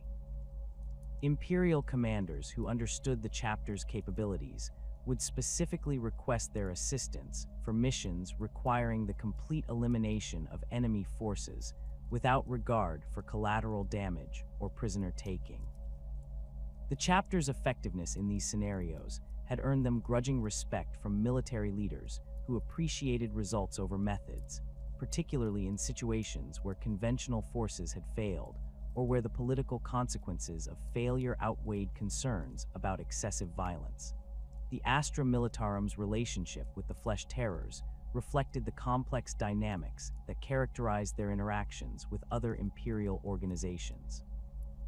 Guard commanders who had witnessed the chapter's effectiveness in combat often praised their ability to achieve decisive results in seemingly impossible situations. The 47th Cadian Shock Regiment's After Action reports from the Third War for Armageddon specifically noted how a single company of flesh terrors had broken through Orc defensive lines that had held against 3 full guard regiments for over a month. The psychological impact of the Space Marines' arrival had been as important as their physical capabilities, as enemy forces often fled rather than face warriors whose reputation for savagery preceded them. However, the same reports also documented incidents where the chapter's methods had created complications for subsequent operations. The aftermath of flesh terror's engagements typically required extensive cleanup operations to remove the mutilated remains of enemy forces, while the psychological trauma inflicted on Imperial Guard units who witnessed their methods sometimes required medical intervention. Colonel Voss of the 23rd Mordian Iron Guard had submitted formal complaints about the chapter's conduct during joint operations, citing specific instances where their excessive violence had made it impossible to gather intelligence from captured enemies or maintain the discipline necessary for effective military operations. The Adeptus Mechanicus maintained a complex relationship with the flesh terrors that reflected both scientific interest and theological concern. The tech priests found the chapter's genetic degradation fascinating from a research perspective, as their extreme manifestations of the red thirst and black rage provided unique insights into the mechanisms underlying these conditions. The Magos Biologus Zerath had established a permanent research station within the chapters domain specifically to study their genetic heritage, contributing advanced analytical equipment and theoretical frameworks that had proven invaluable for understanding their condition. The theological implications of the chapter's genetic curse had created debates within Mechanicus circles about the nature of the Omnissiah's design and the acceptable limits of biological modification. Some tech priests viewed the flesh terror's condition as evidence of the Emperor's fallibility, while others interpreted it as a test of faith that required technological solutions. The chapter's willingness to participate in experimental treatments and genetic research had made them valuable partners for Mechanicus researchers, though the secrecy surrounding these collaborations had occasionally created tensions with other imperial organizations. The ecclesiarchy's relationship with the flesh terrors had evolved over the millennia as the chapter's reputation for excessive violence clashed with official imperial doctrine regarding the treatment of civilian populations. Cardinal Vex of the Segmentum Solar had issued several formal censures regarding the chapter's conduct during compliance operations, citing specific instances where their methods had violated established protocols for dealing with human populations. The Church's concerns focused not on the chapter's loyalty to the Emperor, but on their interpretation of what constituted acceptable service to the imperial cause. The chapter's own chaplains had worked to address these concerns through the development of modified deployment protocols that emphasized discrimination between legitimate military targets and non-combatants. These efforts had met with limited success, as the genetic urges that drove their warriors often made such distinctions impossible to maintain during the heat of combat. The chaplains' reports to ecclesiarchy authorities had documented their ongoing struggles to balance their warriors' effectiveness with the moral requirements of imperial service, creating a complex dialogue about the nature of duty and acceptable sacrifice. The Inquisition's interest in the flesh terrors had intensified as their genetic problems worsened and their behavior became more unpredictable.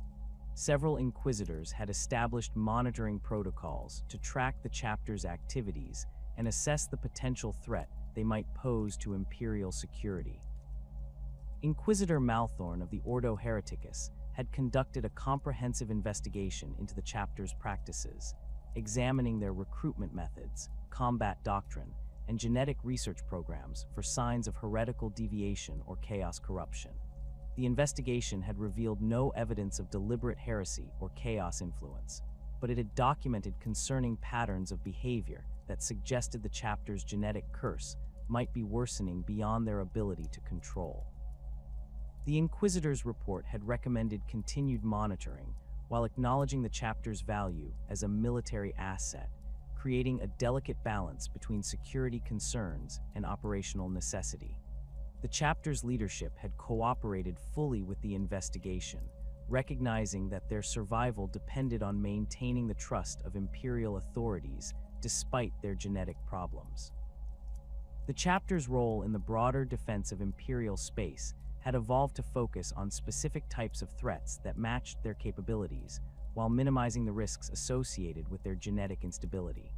The flesh terrors had become specialists in rapid response operations against Xenos incursions, particularly those involving species that required complete elimination rather than negotiation or containment. Their deployment against Tyrannid splinter fleets had proven particularly effective, as the aliens' complete lack of fear made them ideal opponents for warriors whose genetic heritage demanded violent close combat. The chapter's participation in the defense of the Cadian Gate during the 13th Black Crusade had demonstrated their continued value as a military asset despite their declining numbers and genetic problems. The Flesh Terrors had deployed their entire chapter's strength to assist in holding the crucial defensive line that protected the Imperium's heartland from chaos incursion. Their performance during the campaign had earned recognition from the highest levels of Imperial command, with Lord Castellan Creed specifically noting their effectiveness in breaking through chaos defensive positions that had stalled other Imperial forces. The psychological impact of the chapter's presence on both allies and enemies had become one of their most significant contributions to Imperial military operations. Enemy forces that might have fought stubbornly against conventional Space Marine chapters often broke and fled when faced with the Flesh Terror's reputation for savage violence. This psychological warfare effect had proven particularly valuable in operations where time was critical and prolonged sieges were not feasible, allowing Imperial forces to achieve strategic objectives through intimidation rather than extended combat. The chapter's allies had learned to appreciate their effectiveness while maintaining careful distance from their methods. The Blood Angels and their other successor chapters had developed protocols for joint operations that maximized the Flesh Terror's combat effectiveness while minimizing exposure to their more disturbing practices. These arrangements had required delicate negotiations and careful planning, but they had enabled successful cooperation in situations where the combined strength of multiple chapters was necessary for victory. The fear and respect that the Flesh Terrors inspired among their enemies had become legendary throughout the galaxy. Orc warbosses who had faced them in combat would warn their followers about the blood-mad Hummies who fought with supernatural fury and showed no mercy to defeated enemies. Chaos cultists told stories of Space Marines who drank the blood of their victims, and decorated their armor with the bones of the fallen, creating myths that often exceeded the reality of the chapter's practices, but served to amplify their psychological impact. The chapter's reputation had also influenced their recruitment patterns, as the tribal populations of Cretacia had developed cultural practices that reflected their understanding of what was required to serve alongside the Space Marines. Young warriors who aspired to join the chapter would undergo voluntary scarification and blood rituals that mimicked the practices they observed among their genetic betters, creating a feedback loop that reinforced the chapter's savage culture while providing a steady supply of psychologically prepared recruits. The chapter's place in the grim darkness of the 41st millennium represented both the potential for heroic sacrifice and the tragic consequences of genetic corruption. Their ongoing struggle against extinction had become a microcosm of the broader challenges facing the Imperium, as they fought to preserve their identity and purpose while adapting to circumstances that threatened their very existence. The Flesh Terrors embodied the fundamental tension between the nobility of the Space Marine ideal and the harsh realities of survival, in a galaxy where compromise and adaptation were often the only alternatives to annihilation. The chapter's contributions to major Imperial campaigns had earned them a place in the annals of military history, despite the controversial nature of their methods. Their participation in the Badab War had demonstrated their unwavering loyalty to Imperial authority, even when required to fight against fellow Space Marines. The chapter's performance during the Third War for Armageddon had showcased their ability to function as part of larger military coalitions, while maintaining their distinctive combat effectiveness. Their ongoing service in the defense of the Cadian Gate had proven their continued value as a military asset despite their genetic problems. The legacy of the Flesh Terrors would ultimately be defined by their struggle to balance the competing demands of their genetic heritage and their duty to the Emperor. Their willingness to embrace their savage nature, while seeking to control its worst excesses, had created a unique chapter culture that served as both inspiration and warning for other Imperial forces.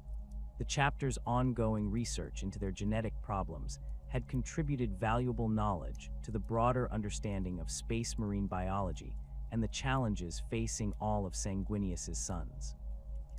The future of the Flesh Terrors remained uncertain as they faced the dual challenges of genetic degradation and declining numbers. Their survival would depend on their ability to find solutions to their genetic problems while maintaining the combat effectiveness that justified their continued existence. The chapter's leadership had demonstrated remarkable adaptability in addressing these challenges, implementing reforms and research programs that offered hope for long-term survival while preserving the essential characteristics that define their identity. The Flesh Terrors story represented one of the most complex and tragic chapters in the history of the Adeptus Astartes.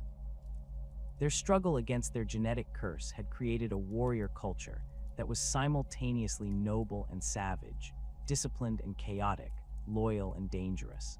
Their legacy would be remembered not just for their military achievements, but for their embodiment of the fundamental contradictions that defined existence in the 41st millennium, where survival often required embracing the very darkness that threatened to consume the human spirit. As the galaxy burned around them and the forces of chaos pressed ever closer to the Imperium's heartland, the Flesh Terrors continued their eternal vigil. They stood as guardians against the darkness, their chainswords screaming defiance against the dying of the light, their blood-stained armor a testament to their unwavering dedication to the Emperor's cause. Whether they would ultimately triumph over their genetic curse or fall to the same darkness that had claimed so many of their brothers remained to be seen, but their struggle itself had become a symbol of the Imperium's refusal to surrender in the face of impossible odds.